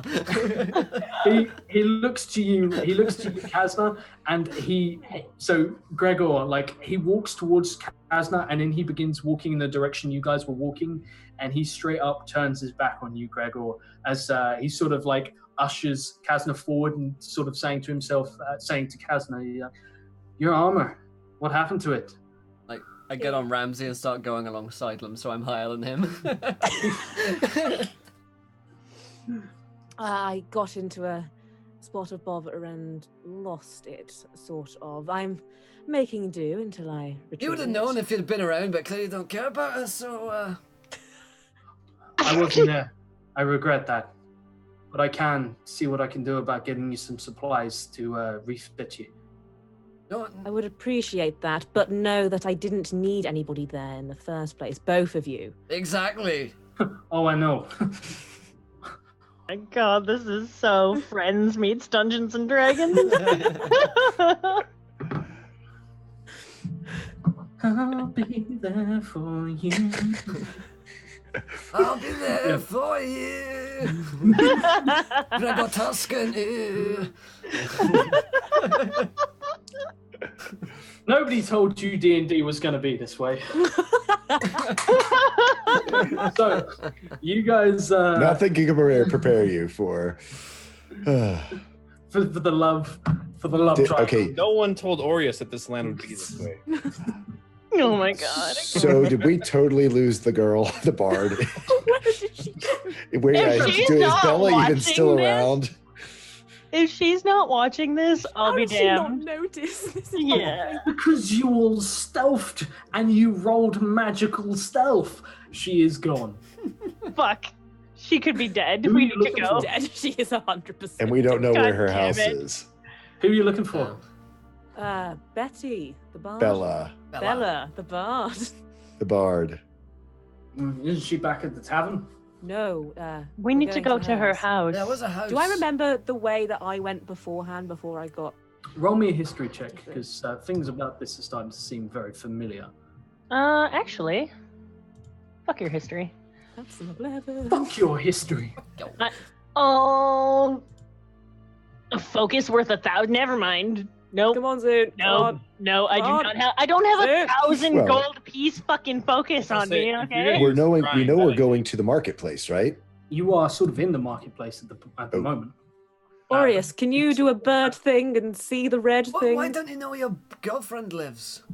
Sorry, your Uh, boyfriend lives. I know what I'm talking about. so we've lost the woman that we're We've tracking. lost her. Correct? Yeah. At this point, I mean, I'm not a. Yeah, I'm gonna shapeshift into a. Let's see here. Rorik, as you sort of look Yeah. around, Rorik turns to you and says, "Boyfriend." Yeah, we're gonna kill a boyfriend. I thought it was you, but No, someone- no, No, we're- we were never. It, what? he looks he looks really intently at his sword. yeah. I realize now that he is me and I am him. We are one. We are one. Yes, all of a sudden the whole story changes into, oh, now they're best friends. Two sides of the same coin. I say, oh, well, right, no, me neither. No, we're just friends. We're just friends. Right. Kazna just walks away. She's like, oh, this is too much. Yeah, if someone, Aureus has no real connection to this woman. He was just asked by some of his companions to accompany them. So if someone asked me to go find this woman, Well, the red scarf. Look for the lady with the she red has scarf. a red scarf tied Yeah, 'cause around. I And she's the bard from the tavern, so you at least have seen You her. would have absolutely Okay. seen the bard in the town. yeah. At this point, Aureus would then Like- begin to shapeshift into a giant eagle and take off into the sky. No regards for his surroundings. Just Oh, This and turns as soon as you into- get 30 feet away, we don't have pass without a trace anymore. is that how? Is it? Nope. Yep, it's Nope. 30 feet Nope. from around you. That's no. I It's choose a 30 creature feet within when 30 feet when you cast it. Yeah. Yeah. It that's does what all not would still break. have It's it. insane. You could literally travel for like 8 Yeah. miles and it would make no difference. Well, it It's lasts an crazy. hour. Yeah. I don't know how long it's been, but yeah, everyone should still have it till whatever. So yeah, I'll turn into an And- eagle, and I will get a bird's eye view and attempt to look for this woman that I've seen before. And he doesn't break concentration while he's in bird form because druids are awesome. So you managed to. You guys. Bring your still have, revolver. You said I do break Fucking concentration or mums. do not? Holy no, you shit. don't. Yeah, I It's- just said I shouldn't. I druid shouldn't break it. I appreciate it. Yeah, hence you managed to go invisible and turn into a giant eagle and fly into the air. Mhm. It's pretty dope. So you The fly best up. thing. Just druid The things. best thing is that you can like. Oh, never mind. Just go ahead.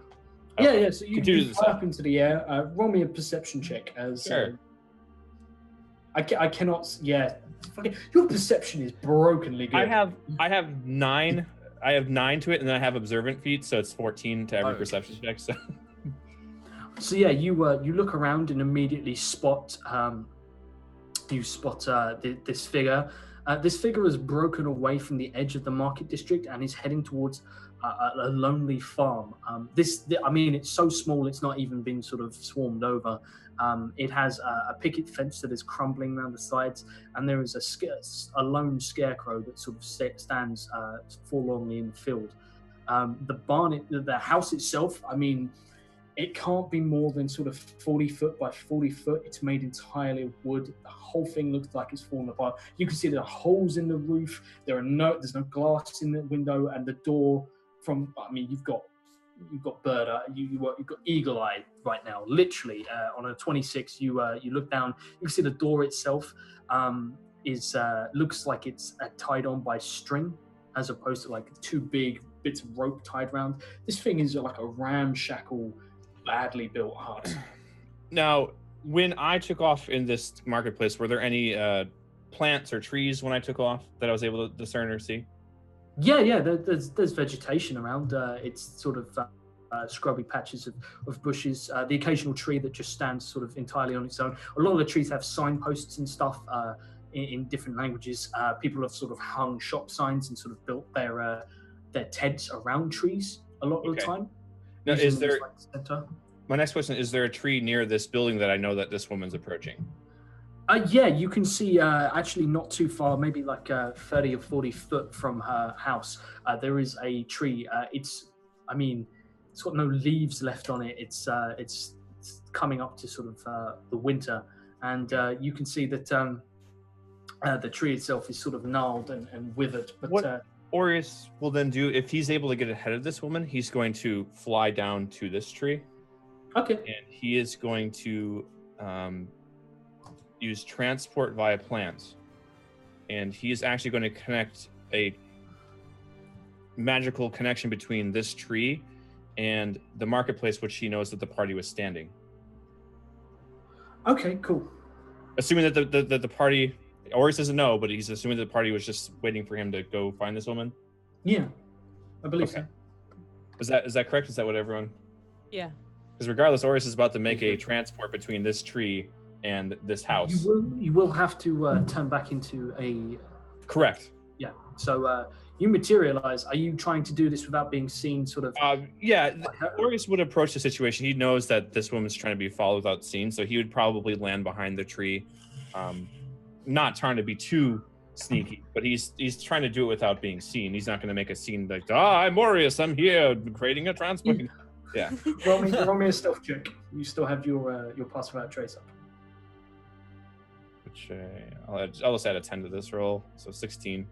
A 16. Okay, yeah. You drop down and you work your magic. It's very quick, and you see that the bark sort of ripples as if almost like a zipper has appeared, and it sort of peels back slightly, and you can see and sort of hear the sounds of birdsong on the other side. And a Formula One car. And you can hear a Formula One car, and you look through to Silverstone, and you're like, "No, this is wrong. Silver, that's why. Silver nuts, not silver stone." And you open it up again, and you see sort of like what looks to be a tunnel, and it appears to be sort of a tunnel that bores through the Feywild, and it sort of returns through, almost as if you'd be walking through. It's very short. It's like a short corridor, and from the other side, you look, and for a split second, you see what appears to be a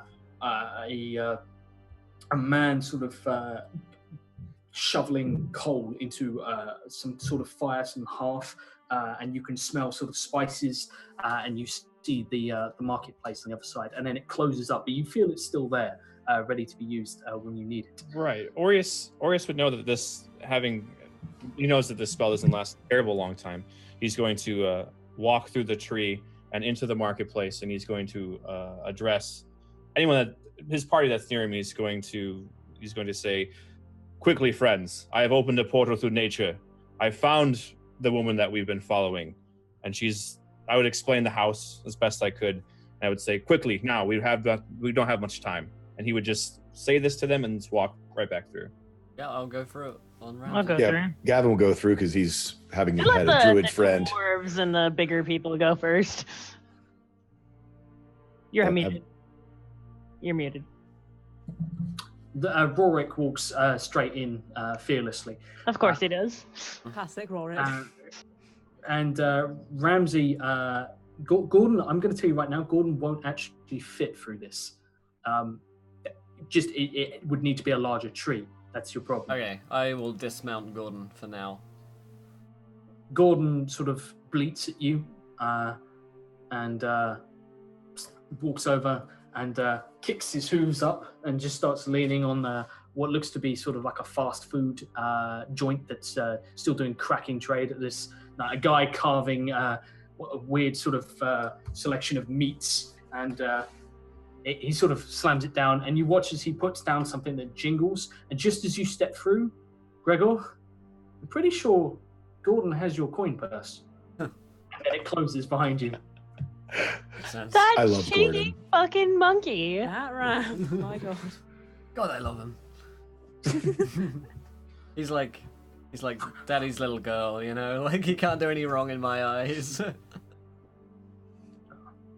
So you guys materialize in a field. Immediately, everyone give me stealth checks, as you are only about 40 foot from the house.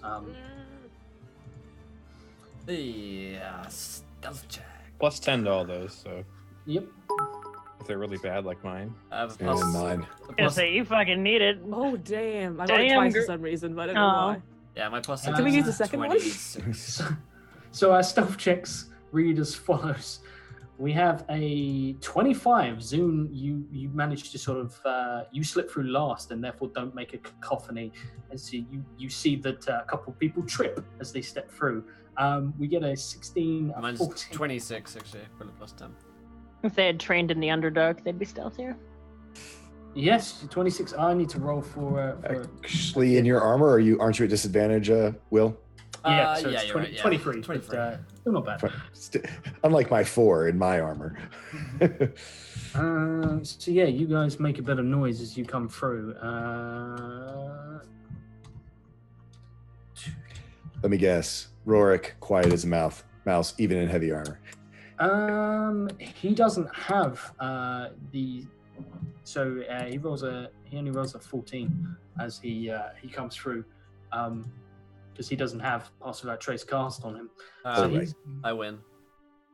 yeah, you come through a lot quieter, and sort of you guys spread out. Zune, you are super quiet, but everyone else, it's not the smoothest dismount. You've never traveled like this before. It's new, and before you see her sort of without looking back. You're pretty sure she heard, but without looking back, she opens sort of the door. You watch as she actually has to sort of struggle to lift the door where it's sort of sunk into the earth, move it round. She steps inside and she grabs the door and pulls it open and begins to just pulls it up and begins to close it. And she looks at you wide-eyed as she closes the door. We should go before they kill her. They clearly already know. Yep. Kill her. It's like, wait. Sure. I go What the through. fuck is going on? I'll be the first down. Let's surround down the the house door. and make sure that they cannot escape. Yeah, Gavin will go around, will sort of flank around to see, be able to go in through the back or make his own way in. I'm gonna Or- follow Gavin. Keep anyone from getting out I the will go backside. through the front door. Kasner is also at the front door. Okay, everyone roll me initiative as you guys are... I would love to. Oh yeah. Oh, I would love nothing more. Yeah, 10. 5. Oh, that's some bad initiatives from us, guys. Oh god. The ones who want it most are the ones that are just like, nah. Yeah. Well, that's all We'll be right. along.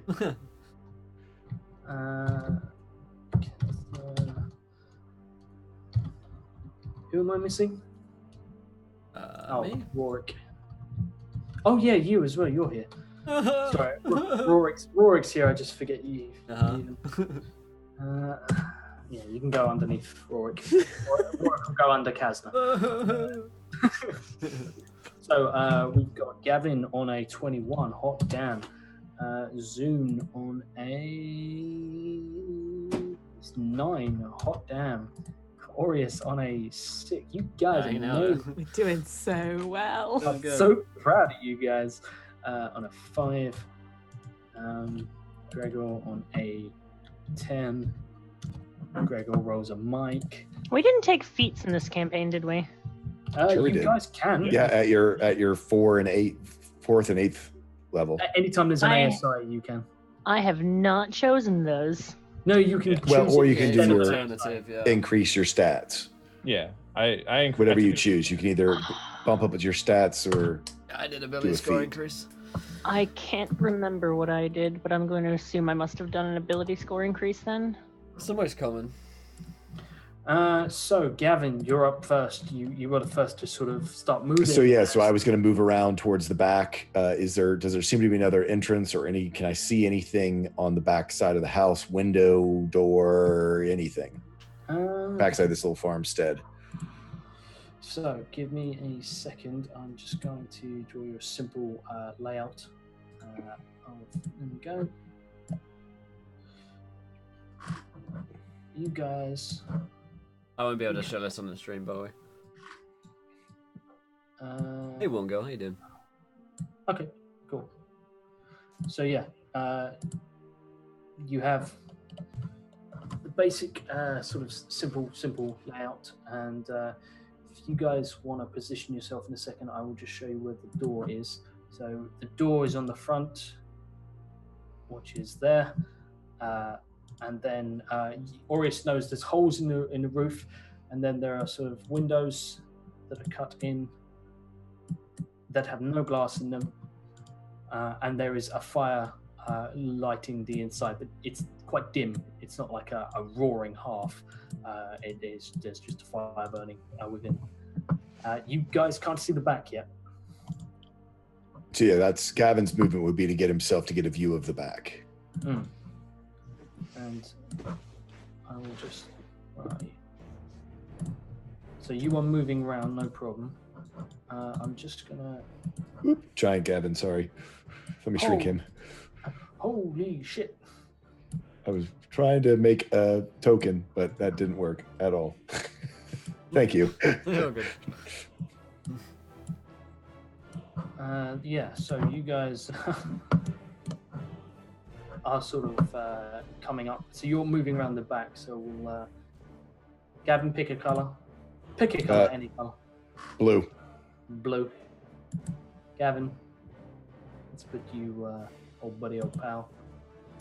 I'm not going to worry too much about the map because I can't show it to guys on stream, so I'll be referencing things which can't see. No, so you guys, you sort of move around the back and you see that there is no back entrance. It is literally just the front or going in through a window. Any windows on the back, or is it? No, there's no completely window. blank. It's completely blank. So yeah, I'll go towards this window here and try to get a look inside. I mean, is it a big enough window for Gavin to get through, or is it too small for Gavin that if he needed to jump through it? You could probably get through, but it wouldn't be. You'd have to sort of almost dive through. Right. Sort of acrobatic my way through it. Yeah. Okay. So I'll get over to the window. Where does everyone else move to? Sort of Gavin sort of flanks around to the side of the building. Oh, the front door, I think. Cool. Gregor goes straight for the front door. As do I. So does Kazna. So does Rorik. There is not room for three of you to go through the front door. There's not even room for two of you. It's a front door. It's flimsy as all this hell. This door's not big enough for the both of us. Where's Zune in all this mix? I'm actually going to be remaining outside just in case anyone tries to flee. So I'll be with the window that Gavin's going to be going from. I'm going to stand outside for a little bit. Definitely not because I don't, I'm afraid of anything. I just want to. No. So you stand covering sort of the front door. Got the rear guys. Don't worry. Yes. And the south and the east side of the building. Aureus, where are you? Aureus will turn himself into a giant spider, actually, and begin to No big deal. crawl up. He's gonna take, because he knows there's holes in the roof. He was able to see that. Yeah. He's going to take a vantage point through there as the giant spider. Web, best thing ever. Shh. You make your way onto the roof. It's not going to be particularly subtle. Give me a stealth check though. You're quite big, and this is quite a flimsy frame.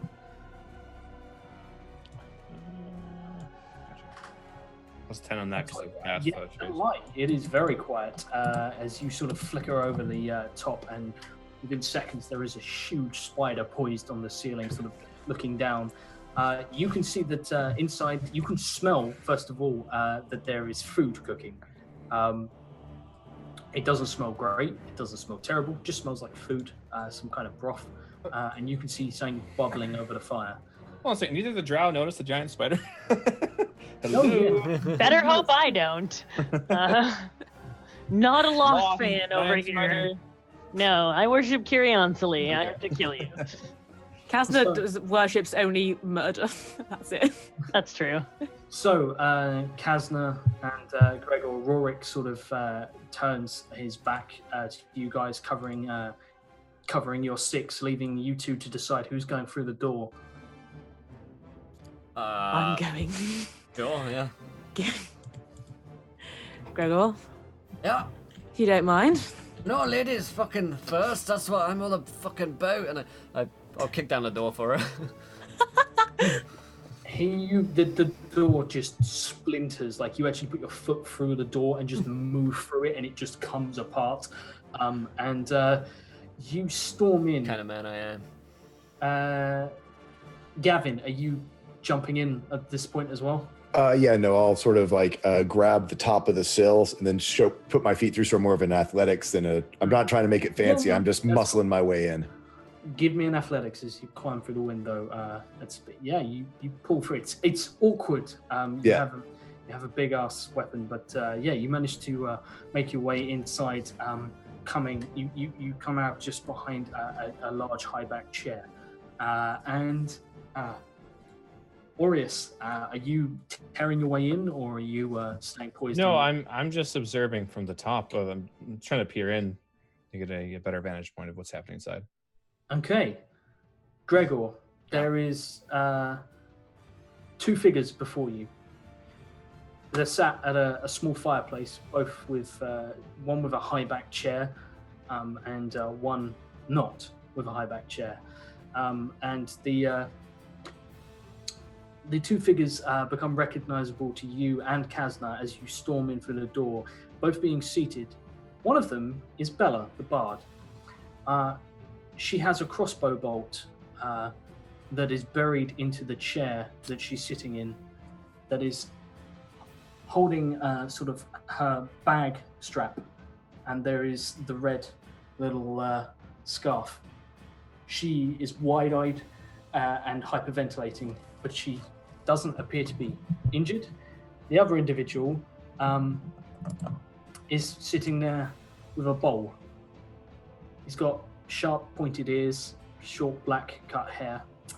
Kazna, this is not the gentleman you were hoping it to be. And he sort of sat with his side to you. He has a crossbow sat loaded across his lap, but he appears to be eating soup or a broth or stew or something. And just behind her, Gavin comes storming through the window, and sort of, Gavin, now you have your hand on the back of her chair to steady it. You can see the crossbow bolt has sort of punched through the chair, hasn't come the whole way through, and you are now looking at this guy who's looking at you.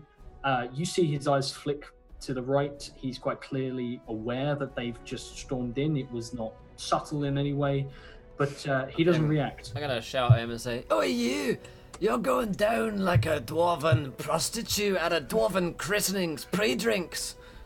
I surrender. What?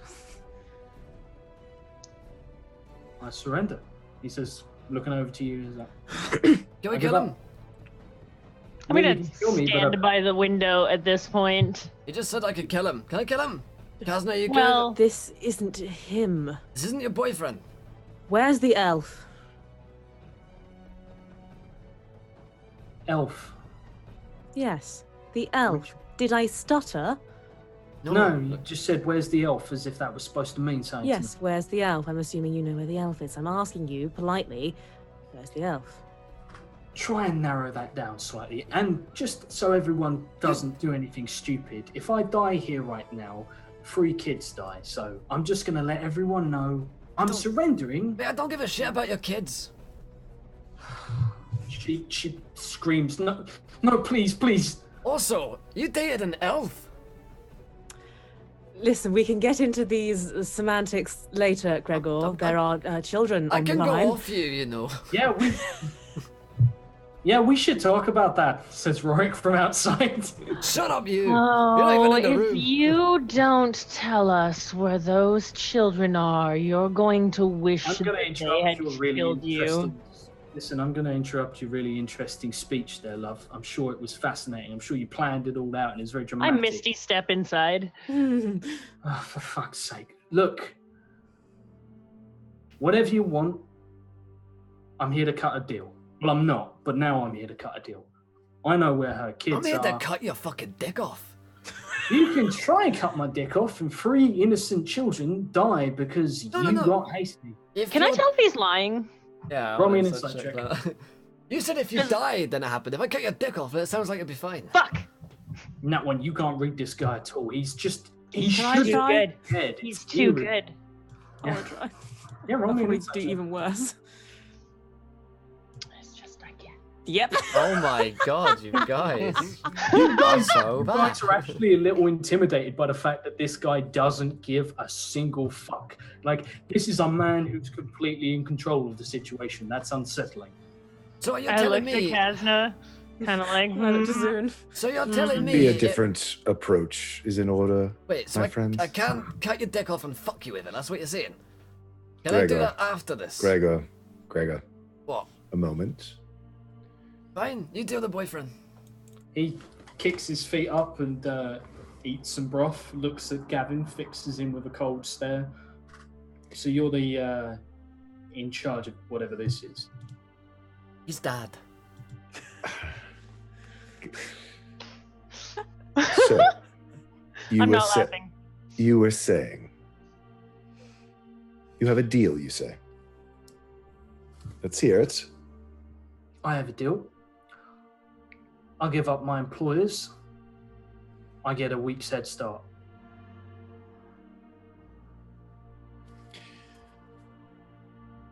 And how are we assured that you are giving us good information if we're giving you a week's head start?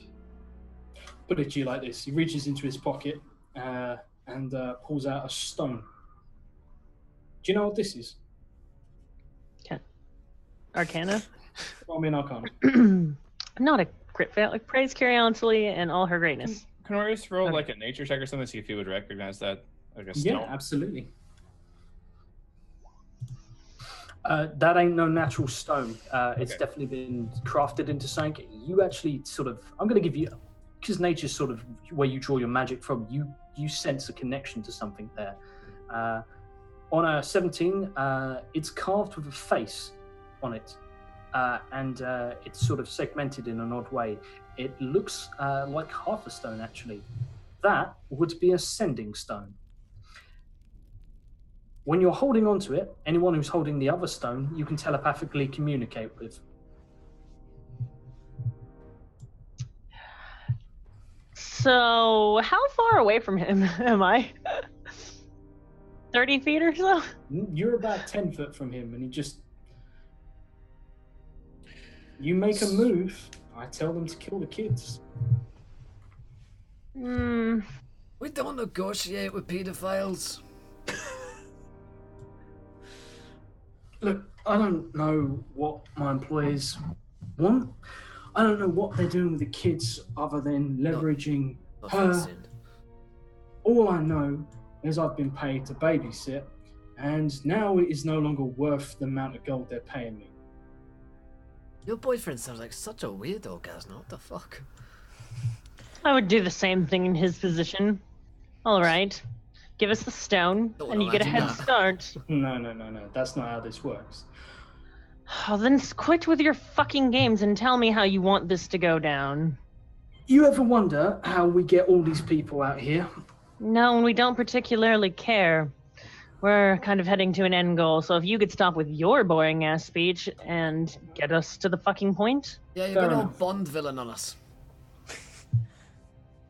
Do we look like the Get type to of the people bit that where go you around explain your saving plan. people? No, you don't. But then again, mercenaries like us, we got to make a living.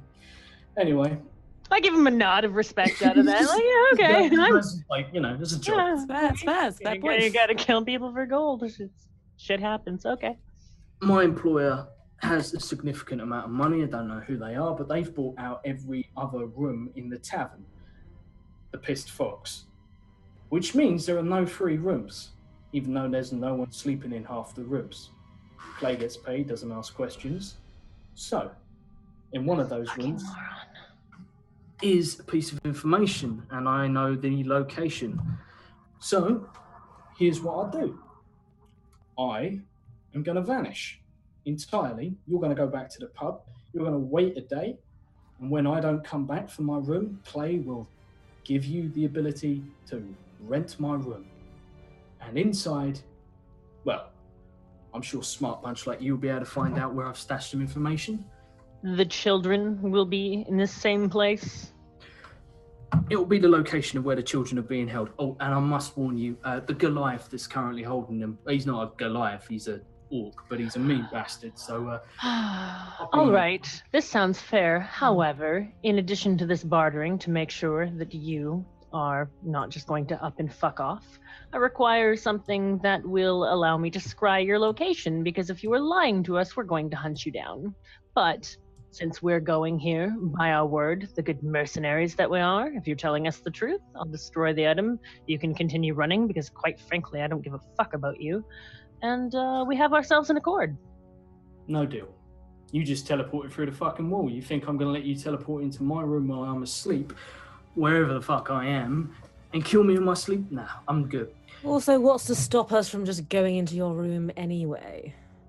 Do we are people that need permission to do the things that we do? I have an understanding with the barman. As do I. So does she. I point to Kasna. She can, if there's any children listening at home, stop. She can suck his dick harder than you can, so. It's true. Yeah. They're great friends. Wait, what? Gregor's heart is just in so many, like a Rubik's cube that's been smashed into the floor.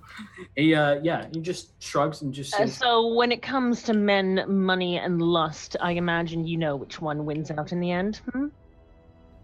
yeah, more than likely it's the connections that you have. It's not all about fucking and making gold, it's about knowing the right people. I'm starting to like this human. He's a half-elf. Quite a bit.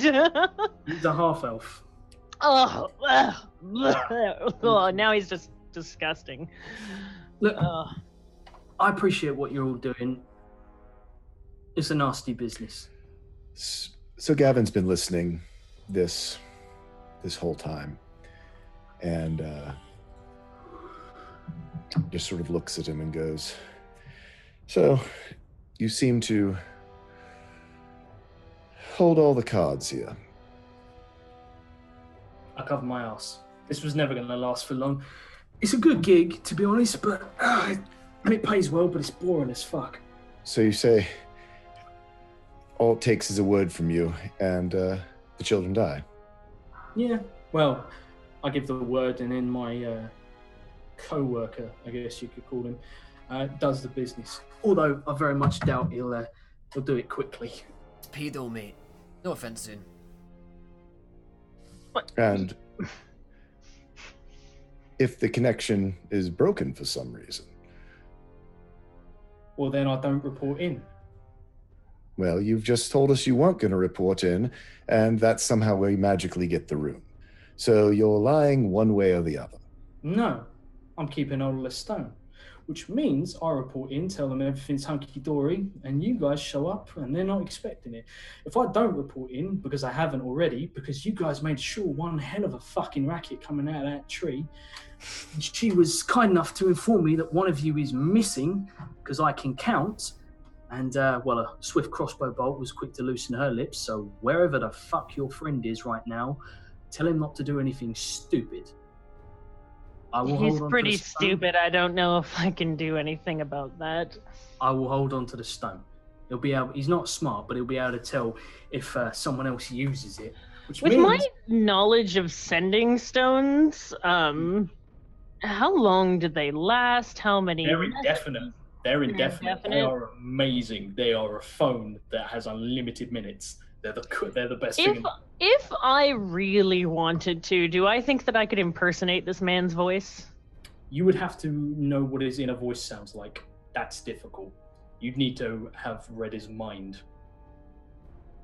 You're smart enough to sort of know that that's going to be quite a difficult thing. I'm just wondering if he needs like a certain code word or something he has to say into the stone so they know. Yeah. He's very reluctant to helpfully give up this information. Look, I'll make it real simple for you. I'm going to stand up. I'm going to walk out. If I don't die, then 3 kids don't die either. And you get to save the day, although I doubt that's what you're actually in this for. Remind me why we care about the kids. I message a signal to my sister as stealthily as I can. The druid has a portal. We can meet him back at the place. We can get ahead of him. Just let him go. I think that's a fantastic idea, Mr. Sleight of hand, please, because Same. you're doing this right in his sort of face now. Yep. But he can't understand Dark Elf. No. They can see you're doing something. Oh, yeah. Okay, sure he You can. don't see shit. Don't see straight up. So just so Aureus is clear, he's able to hear all this and Yeah, you can understand it, or you just can't speak. sorry, go ahead. Aureus has no idea. This is so weird. He has no idea what he's even hearing. I looked at Gavin and I Virgo's just kind kinda of the same. try with my eyes to say, let him go. We can handle this. What's your interest in this? Why do you care? Because it quite clearly ain't for the welfare of this one's kids. Nothing. Why, how dare He you? looks A long cheap. time ago in the town of Lymore, there was a That battle to fucking choose song, the outcome Zoon. of war. To an army to the west, a devil to the east. Is this like phasing him at all while I'm saying this? He looks bored, and you say the word Limor, and he sort of raises a brow, and then doesn't seem. Would you like to hear the rest?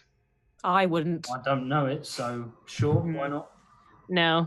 That is why we are interested, and it all has to do with that song and a manner of other things that you apparently don't give a fuck about. So you go on your way, let the kids go. We can find out some other stuff, and we'll be good.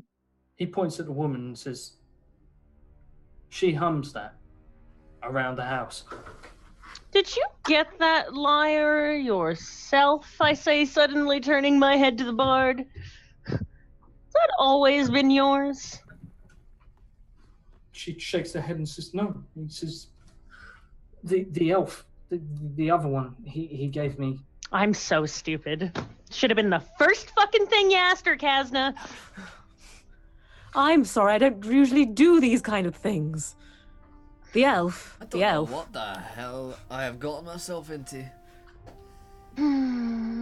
He is literally the smallest piece of the puzzle. Let him go. I'm sorry that you were used like this. At least you made your coin. He shrugs and just says, "Well, hopefully we never run into each other again. If you ever need any of our services," and he takes. And who is clasp, ours? Yeah. The Watching Eyes, and he hands it over. And there is a triangle that is three desocketed eyeballs that are sort of torn, tied together in the center by their trailing vertebrae. And he hands you that and says, You aren't a gambling man, are you? "Of course I am. I'm a mercenary." I reach into my pocket and I take out this nice little top spinner I have. Would you like to play a game? What are the odds? Oh, well. You want to be the happy face? I've got some gold. I take whatever I have in my pouch. I think it's... You have you have a lot of gold. On me, I have 75 gold pieces. Okay. Spin to win.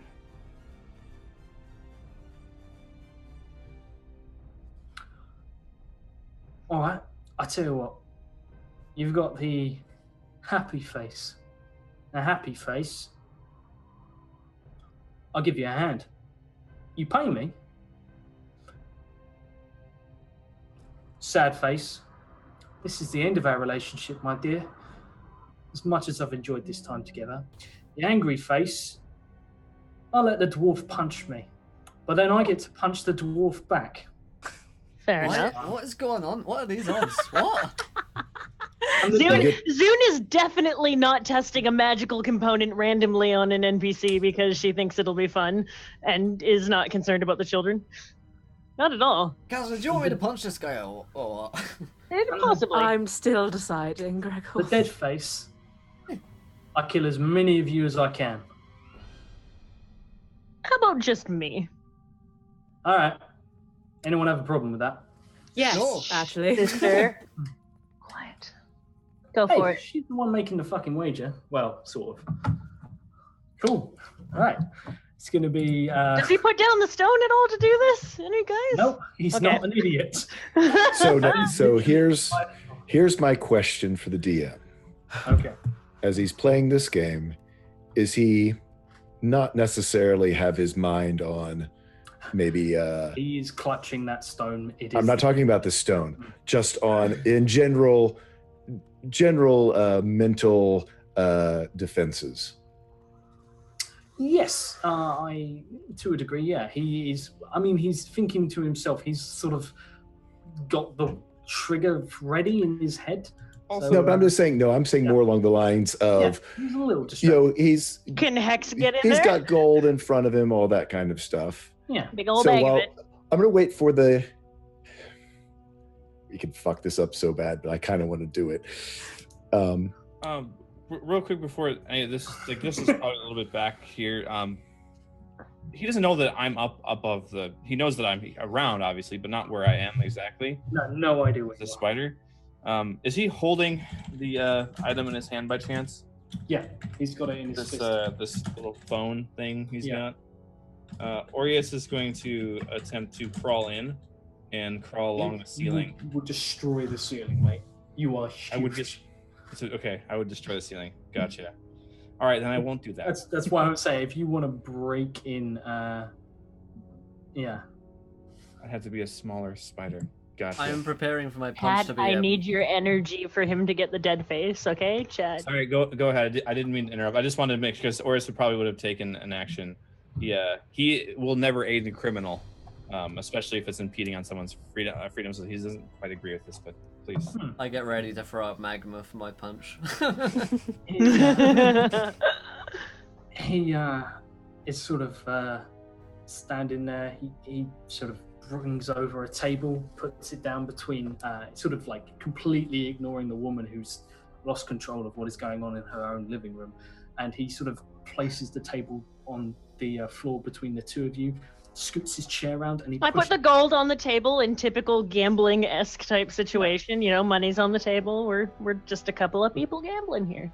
He smiles and takes a knuckle duster from his pocket, and slips it onto his fingers, and looks at the dwarf and smiles. What was Gavin doing before? I didn't mean to interrupt you. I'm sorry. I was curious to see it. Can I? Oh man, if I can... Okay. This may be pushing it, so let me know if I'm just being too cunty. What you were gonna do. I'm definitely gonna use prestidigitation so it lands on the death side. So. I'm gonna have my hands in front of my face, just make it look like I'm really hyped for this. So for what I was going to do is that as soon as the top is spinning and all eyes are on the top. Before you do anything, he takes the big bowl of soup, broth stuff, and puts it on the table as well. Okay. So top begins to spin, yes? Or is that where we are? This is gonna suck so bad. What are you doing? Biggest, everyone's just like, I'll do this, but I can't tell anyone else. This is a test to see how the party. So here we go. So here's the spin. So as the spin starts, Gavin's going to cast command and tell him to report in. To report. That'll work. Yep. Through the stone to report in. You can only say one word, so report, I presume. Yeah. You can also tell him to drop what's in his hand. Oh, never mind. No, because that's not what I want to have happen. Yeah, because as soon as he reports in, we kill him. But I want... Okay. Top spinning. We're all, like, assholes. I want you to know. Oh, my God. Well, I'm trying to save some kids. The only one in the fucking room trying to save the kids. I'm Save also children. trying to save... Just No, a not. law. If Aureus wasn't a spider, he would have already tried to disarm this man of this thing in his hand. I'm trying to save Well, the the kids. problem is getting the stone is nothing. A +7 on his wisdom. Yeah. It's almost as if one man on his own isn't as quite as pussy. I mean, goddamn, you guys have got some stats. People around you who've went through the war as well, they are not pussies. I mean, he makes it. Yeah. He looks to you, Gavin, smiles, but he doesn't actually react. He's still clenching the stone. He looks entirely amused that you're trying to cheat. I'm not trying to cheat. I'm trying to save the kids. I don't care about the top. Yeah, no. I And- prestidigitate to the death face, though. I'm Does trying that- to save the kids. I'm trying to save the kids. Roll I me- am trying to save the kids. I am. Roll me an Arcana check soon. Come on, Zoon. Oh, no, I'm Praise. Ooh. Arcana? No, I'm gonna make it a sleight of hand Fuck. because it's whether or not you can do. Fuck this game. Oh my god. Oh my gosh, 2 nat ones. Hold on. Okay, it lands. All right, I'm gonna pick. Which one do you knock it onto? You knock it onto. So it bounce round, and it lands. It lands on a aggressive looking face, Oh my god. and Oh, I cracked my knuckles. Like, let's go, baby. I get And, to keep my gold, whatever. and there's sort of like this crunching sound as he stands up, like knocking the chair backwards over as he cracks his knuckles with the knuckle duster on as well. You're gonna really love whatever. Gregor's gonna fucking hurt you. I don't say any of this. I just think it in my head like, oh, you think a knuckle duster is something, eh, buddy? Good luck. You've got this, Gregor. I clear my throat. He gestures to his cheek. Um, You can go first. Please knock him out so we can just take the stone. Please knock him out so we Knock can. him out. Taking the alive. stone doesn't do us any good. You can fake a voice and report in. I can have sex with Clay. We'll get into that. Orius I knows love that he can sex with probably. He can. Never mind. Go ahead. so, Can't talk right now. so I'm gonna do my little ritual, crack my knuckles, all that stuff, clear my throat for my magma, which is gonna be pouring out of my my You're mouth. punching him first, and then I'm gonna punch him with my I'm gonna punch him and vomit on him, basically. I thought you were going to punch him and then wait for him to punch you and vomit on his fist. That may happen as well, actually. Yeah, that may happen. Okay. That's a good idea. That's a good idea. I like that more. Yeah. So I'm gonna wind up my fist and Can I inspire Gregor? yeah. If anyone wants to help me out now, would be a good day. Any guidance that you might want to give me? I don't think he can do it while hit he's in him spider really Yeah, I form. think it's hard. concentrating. I take my gold back since I didn't lose my gold, at least. Yeah. Yeah, they're going for me. And he looks like he feels like he's won at the end of the day. So Gregor, if you're going to punch, You wanna- roll me a All 20. Add your strength.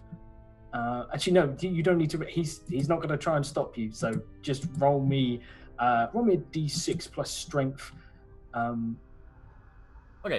Your strength modifier, and then we're going to add some pluses for the fact that you are in a plated fist. That'll be 10 damage.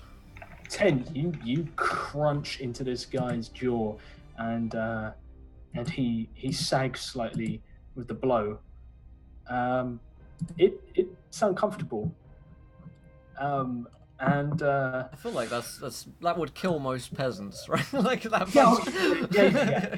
Oh god, yeah, you would snap it. But he folds with the shot, and as he sort of sinks to one knee, he comes back, and I'm gonna need everyone to make me a con save. Fighting dirty, are we? Dirty boy. Oh my god, how do I roll so low? If it's any kind of poison, then I get advantage, but I don't think it is. Do I roll the spider's constitution? Yep, it's gonna need to be a What the fuck is this guy all about? One sec. What are you doing, you sneaky cunt? I'll do 20 plus 2. Or 1. Oh, it's the same as mine. Oh my god, thank you so much to Momo for that huge host! Welcome in, everybody. You guys are you guys going in towards the end of the show, but it's so great to see you guys. Dude, yeah. Welcome in. We're about to fuck In with a- this guy. In a fist fight. It's We're a in a fist fight. raid. It's a raid! Everyone other than Laurelania, other than dear old Zoom, is going to take this. Apart from Zoom will take half. You all take 12 thunder damage and are knocked prone. Too bar bad. and knocked prone bar Zoom. Zune, you manage to stay standing as this uppercut doesn't hit. He comes up to punch, and his fist just seems to suddenly ripple, and he just punches the air in front of everyone, and a shockwave goes out. It throws the woman off her chair into a wall. The table breaks next to it. The walls start to crumble, and he throws himself through the open door. I try to, in typical fashion, pretend like nothing happened. Zune, you are still on your feet. Everyone else is momentarily stunned. What do you do? That's the bet. I mean, if we're gonna be true gambling people, that's it. I reach my hand across the table. He's gone. He's gone. Yeah, he jumps. Let's go through the door. We gotta go. Let's go right now. Quick question: with since I'm on, I assume still the Nat 20 initiative. How far away is he from me? He is going to make it 100 foot. Good. I'm going to the tree door that takes us back to the club or bar. Back to the club. Back to the club. To the club. Back to the. He made a teleportation tree thingy to go back to the bar, right? So we can outdistance him just by going through the door. I still won. Yeah, you did. Come on, buddy. Let's go. I try to pick up Gavin. What the fuck kind of punch was that? I try to help up Gregor. I'm like, you did well. That was good. And once again, if Gregor had remembered that his armor could stop him from being knocked over. Well, it can't stop me from going prone. It just stops me from moving. Oh, okay. Yeah. So he is just gone. I was waiting for it to be like I was waiting for him to think he'd done really well, and then a spider web to just fucking ruin his day. But no, he fucking legs it and he vanishes towards the market district. This guy moves like nothing you've seen. Nobody's business. And on that, wondering sort of what kind of you have just bought / agreed to / gambled, we are going to leave it there for this week. Damn. Best episode ever. This has been the best episode. I'm gonna rewatch this like 1,000 times and just piss myself laughing. There are just so many great moments here. My favorite scene is just the 2-minute conversation with Kasner and Gregor. So I need good. to rewatch that. I hope someone clips that. Yes. Thank There's you guys. so many clip-worthy moments. That was fantastic. Thank you guys in chat for making this one so good. I'm so sorry that you guys from Momo's channel just came over for the last 5 minutes here, but we stream every day Dungeons and Dragons. You'll catch us online tomorrow. If you enjoyed this little clip that you saw here today, then follow the channel and you can watch more. And if you guys, for an Encounter community, don't already follow Momo, you should go give her a follow. She's been playing Call of Cthulhu with us and is a fantastic streamer, so go check her out. And yes, tomorrow we're in fact playing Call of Cthulhu at 1 PM Eastern, so come along then for a new season of Call of Cthulhu that's starting all up and over again. It's going to be a great one. It's the Masks of Nyarlathotep. So join us again then. But let's go around the cast and crew. What do we think of tonight's show? Where can we find one another online? Let's start with Louise. Oh my, I don't think I can put into words quite what happened today, but I loved every single second of it. It Louise, was perfect. I've got Rorik's number, just saying. If you could just pass that, you could just DM me later. Yeah, don't pay any attention to that. If you sleep with a dwarf, I will have to kill you. Just saying. Having sex with the lesser races. See, this is why I left home. This is why I left home. Oh, I see. You fucking It wasn't anything to do with the war or anything that was going on with our family. I just needed some dwarven for that. I understand. But if you wanted to find me in the meantime between now and next time our merry band meets again, you can do so on Twitter at No More No Less and on Twitch at Accidental Legend. And I think you and I did the best roleplay we've ever done. I'm very proud of ourselves during those 2 minutes. Do you remember that moment in Samurai Sigil, Tolscore and Will? I think it tops that. It was. Oh yeah. It was just that Best one moment at roleplay the ever. bar. I mean, I think we've raised a new bar that I think can never be beaten. Yeah, dwarves are hung, that's it. Fantastic. Why do you think they're so low to the ground? Let me show you my. That's not. Yourself. Oh yeah, you can find me at Arrow TV or both on Twitter and Twitch. I play for Blizzard's game Heroes of the Storm in their competitive league, HGC. You can catch me there usually every weekend, Friday or Sundays, in front of tens of thousands of people playing competitively. So also fun. Come check that out. But yeah, I had fun today. A lot of fun today. Aureus, I can't wait for you to start meeting the religious group that you cultivated. Yeah, Aureus is he's actually started to become lawful neutral after coming in contact of that book. So he's kind of learned the. So he's starting. Oh, that's good. You're gonna stop being such a fucking prude. Instead of chaotic neutral, he's more lawful now. No, lawful. He's actually going to adhere more to his Sylvanus, not so much to himself. Not too much to his own self goals. He's become more adherent to Sylvanus. So. Right. We'll see how that pans out in the Cool. future episodes. Cool.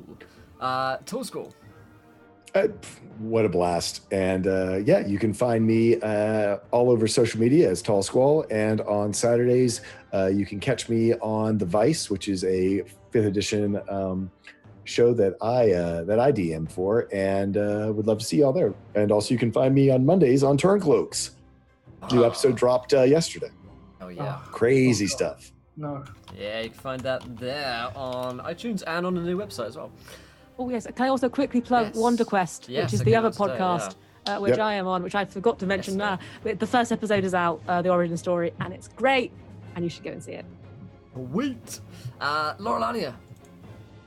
I am typing out all of my social media. You can find me on Twitter and all of these things here. legsofloth.com. Sorry. That's all my stuff right there. My TSM are for Twitter, Laurelania for Twitch, Laurelania for Instagram, Nexus Spiders for Facebook, which I'm trying to use, and it's like the devil. 8legsofloth.com for my own Underdark campaign that I am running.